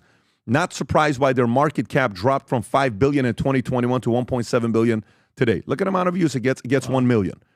So then they start responding to other people bitching about Sonos, and the people say, don't respond to me. If you can't fix PBD Sonos system, what are you going to do with mine? I don't trust you, right? So they're kind of going through this. Eventually, the guy calls, talks to Jen. They fix the Sonos system. It's pretty complicated, but the guy was able to help out. And the guy that's helping Jen out says, hey, just to be honest with you, we are not fans of the new update. It's making us have to work twice as hard because it was easier to work before. So even Sonos knows that, right? But guess what? Public pressure got Sonos to pay attention to a couple of these updates and do something about it. When one of Trump's next 3 to-do lists becomes interest rates, you're going to see Jerome Powell get the kind of pressure he's never gotten from millions of people to lower rates. You'll see. And you know when I predict that'll happen? Q2 of next year. Q2. End of Q1, beginning of Q2 next year, you're going to see Trump put the kind of pressure on Jerome Powell you've never seen before. Can't wait. Okay? That's my and it's going to be Elon, Vivek, Trump, everybody. It's going to be everybody going after it. Similar to what happened with Justin Trudeau, that he says, hey, man, I may be stepping down. It's going to be that kind of pressure. Tom. Well, remember you said we're going to have the year of investigation and all that. Q2 of next year. I agree with you, Pat, because I have flagged that. And I've just in my mind, as you were sitting here, I've come up with a word for it. Q2 of next year, April 1st to June 30th, after everybody's been confirmed and the new tax plan ends, I think this is going to be the quarter of change. And I think there's going to be massive changes in so many areas. And or it's going to be the quarter of coping, right? It's going to be the quarter of coping because all the cabinet members are going to be in there pushing buttons, moving levers, and doing things. But Q2 of next year, we're going to have a year of Washington, D.C. just in Q2 of next year. Oh, I can't wait. I mean, listen, change is coming. It's just right now they're sitting there and they're like, we don't need to give Powell pressure right now, but we will soon. Okay. But not right now. Let's kind of let him enjoy Christmas. You think he's going to keep his job until May of 2026? I think he can keep his job, but he needs to kind of play ball. If he doesn't, he's going to get a lot of pressure. Let me get to the next story here. PornHub. Tom, you ready? Set to block all Floridians from accessing their site on January 1st. Now, keep in mind, we had the new owners of PornHub on, Solomon Friedman, and another one of their people. But then I had Layla Mickelwaite from the lady who is from Rob. What is that website called for Layla Mickelwaite? Trafficking Hub? Traffickinghub.com. She got nearly 2.5 million signatures to prevent access PornHub because of a bunch of videos that were there from teenagers and all this other stuff. They used to have 54 million videos. I think they removed 94% of the videos. They're down to like 5 million videos left on PornHub. Which Adam's watched every single one of them. Well, I mean, listen. I don't watch porn. It's extremely competitive. But PornHub, owned by ILO, will block all Florida users starting January 1st. New law HB 3 requiring adult websites to verify users' ages via photo ID or face $50,000 fine. ALO stated that complying with similar laws such as Louisiana led to an 80% traffic drops as users, and I told the owner, I said, it's going to drop 90% because what I asked them is I said, here's what you need to do. They said, we're not going to do that. Turn to unregulated site which don't take user safety seriously and make the internet more dangerous for adults and children. Florida joins other states like Texas, Idaho, and Oklahoma and being blocked by PornHub over laws. ALO emailed, noted these people did not stop looking for porn. They just migrated to dark corners of the internet, underscoring the ineffectiveness of the law. Rob, do you have a clip of what's going on with PornHub? Last time we went to PornHub, we can't go to PornHub.com again. That was a problem. But go ahead and go to this clip here. Go ahead, Rob. Hi, I'm Sheree DeVille. As you may know, your elected officials have required us to verify your age before granting you access to our website. While safety and compliance are at the forefront of our mission, giving your ID card every time you want to visit an adult platform is not the most effective solution for protecting our users, and in fact, will put children and your privacy at risk. In addition, mandating age verification without proper enforcement gives platforms the opportunity to choose whether or not to comply. As we've seen in other states, this just drives traffic to sites with far fewer safety measures in place. Very few sites are able to compare to the robust trust and safety measures we currently have in place. In order to protect children and user privacy, any legislation must be enforced against all platforms offering adult content. The safety of our users is one of our biggest concerns. However, the best and most effective solution for protecting children and adults alike is to identify users by their device and allow access to age. So, question for you guys. Adam, I'll come to you first. Yes, sir. As somebody who specializes in this website, for you, do you think this is a fair decision to make, to have people show their ID before they're going to watch some porn? On this particular site? Any site. Okay, this is going to shock you guys, but I do the real thing in real life. I don't have to resort to these kind of drastic measures. However, I do have some stats for you. Tell us. But by the way, to answer your question before you say what's your point, if you're interested in watching porn, you're going to find it one way or another. That is true. Like whether that's this site or the other site, I don't even know. And that's the discussion I had with Layla Mickelwaite to say, if they don't go to PornHub, they're going to go somewhere. My concern is the underage videos that you have, that somebody is selling to them. How do you get rid of all of that? And the Pornhub CEO and the lady that was here, they couldn't answer that. Yeah. Weird. I don't know. But what I will tell you is, as I always say here, FTM, follow the money. Here's a little fun stat for you. The porn industry generates more money per year than the NFL, the NBA, and MLB combined. Almost $100 billion a year. LeBron James, Steph Curry, Patrick Mahomes, Aaron Judge, no. Pornos. So 93% of boys and 62% of girls watch porn before turning 18, according to U.S. stats. 69% of men and 40% of women watch porn each year. 44% of men and 11% of women have watched porn in the last month. Here's the thing with porn, though, and I said this all the time, that men, specifically young men that watch porn, it's a quick dopamine fix, I would assume, right? But the numbers show that you're destined to be lonelier, more insecure, more dissatisfied, more anxiety, more depressed. So it's sort of like a get-rich-quick thing. In the end, it doesn't help you at all. So put down the phone and get out there in real life, gentlemen. Tom. Well, Adam just talked about, reality, and that is the reality, that porn doesn't help. So that's all I'll say about that. I think everybody knows where I stand. When it comes to enforcement, I mean, let's just say this is like a speed limit law, and they're only going to pull over people with Corvettes. But the Ferraris and Lamborghinis and the Porsches are still, doing 80 miles an hour on I-95. But if you're in a Corvette, we're going to pull you over. And so I do agree that if they're going to enforce this because minors are getting access to it, then they got to find a way to make it universal. But it's very hard to do that with the dark web and a VPN. That's all there is to it. So you either have to play, whack-a-mole, where you're I love it. Where you're trying to shut down everyone. Yeah. Right. Or you've got to make a universal way to do it. And no one is going to like universal porn enforcement because it's going to give the government a tool that they could use to say, well, that does it. We now need universal conservative religious enforcement, and we need free speech enforcement. The pendulum swings when the wrong person is in the White House or in power someday, and they will use that tool. So that makes me nervous. Right now, Tom, you're making me nervous. Forget that it's PornHub. Forget that all the stuff that's there.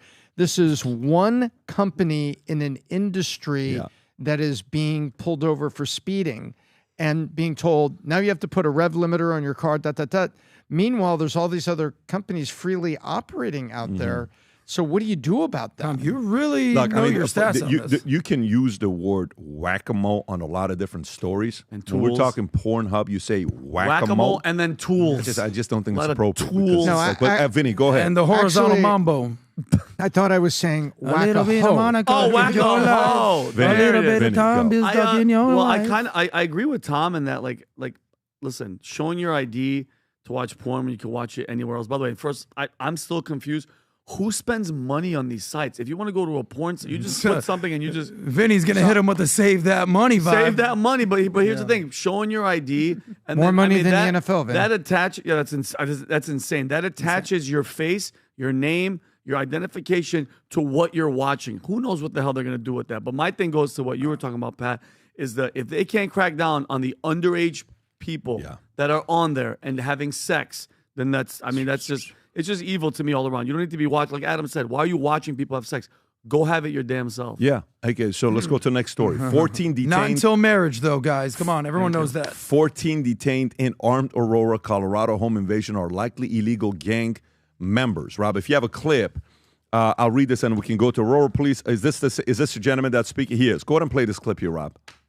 It was a male and a female. They were accosted by approximately 13 to 15 armed individuals. They were pistol whipped, they were beat, they were mistreated. One of the male was actually stabbed, he had a stab wound. So does that fall in the category of torture for me? Yeah, it does. There is a high assumption that they may be affiliated with the TDA gang. I had a discussion with an individual from the White House, and that occurred back on September the 23rd, I believe. And that person basically told me that, hey, once these immigrants get across the border, that's all we really care about. And to me, that's a problem. Wow, those are powerful words. That was the police chief in Aurora, Colorado, detailing a nightmare inside the walls of an apartment complex known to be home to members of that notorious Venezuelan gang, Tren de Aragua. More than a dozen suspects breaking into an apartment where they tied up, pistol whipped, and even stabbed 2 innocent victims. I can barely believe it as we say it. Tom. Wow. So the gangs that didn't exist, that weren't squatting in apartments, that was overblown and was a fake story like people eating cats in Ohio, turns out to be real. Oh my goodness. And during the election season, they said this was overblown and this was BS and this is conservative. Guess what? How many times do we need to see things coming true to really, lose your mind over this? This is disgusting. This is the police chief saying, I called the White House to talk about it, and they said, well, all we wanted them is over the border. You know what? This is This is what they want. They want to get rid of the Electoral College. They want it to just be popular vote, and they want to import votes. If they can't manufacture votes, then manufacture citizens. Yeah, I'll just give a little flip angle to this thing. Shout out to the police, man. I mean, shout out to the boys in blue and our men and women in law enforcement. What they have to deal with on a daily basis. Amen to that. We have no freaking idea. Whether it's legal gangs, American citizen gangs, Bloods and Crips, whatever it is, whether it's illegal, this Tren de Aragua, whether it's MS-13, how do you say it? Marasabatrucha. Okay. The police, they put their life on the line every single day. And this is coming from someone who wasn't exactly always a fan of the boys in blue, because my only incidents with cops was when I used to have a car back in the day. I got pulled over and got traffic tickets. I'm like, oh, shit. So when you were part of that heavy Jewish gang. Yeah, that's right, gang. But they put their life on the line every single day, and they have to deal with these criminal gangs who shouldn't even be in the freaking country. So respect. To the police. Well, Adam, you're gonna meet them soon, because Tom put you on blast. They're actually outside waiting for you to do a deposition. But you know what's critical about the situation? I plead the fifth. Yeah, Tom, you mentioned it. Is Donald J. Trump specifically mentioned this during the debate in September with David Murr and what was the other girl?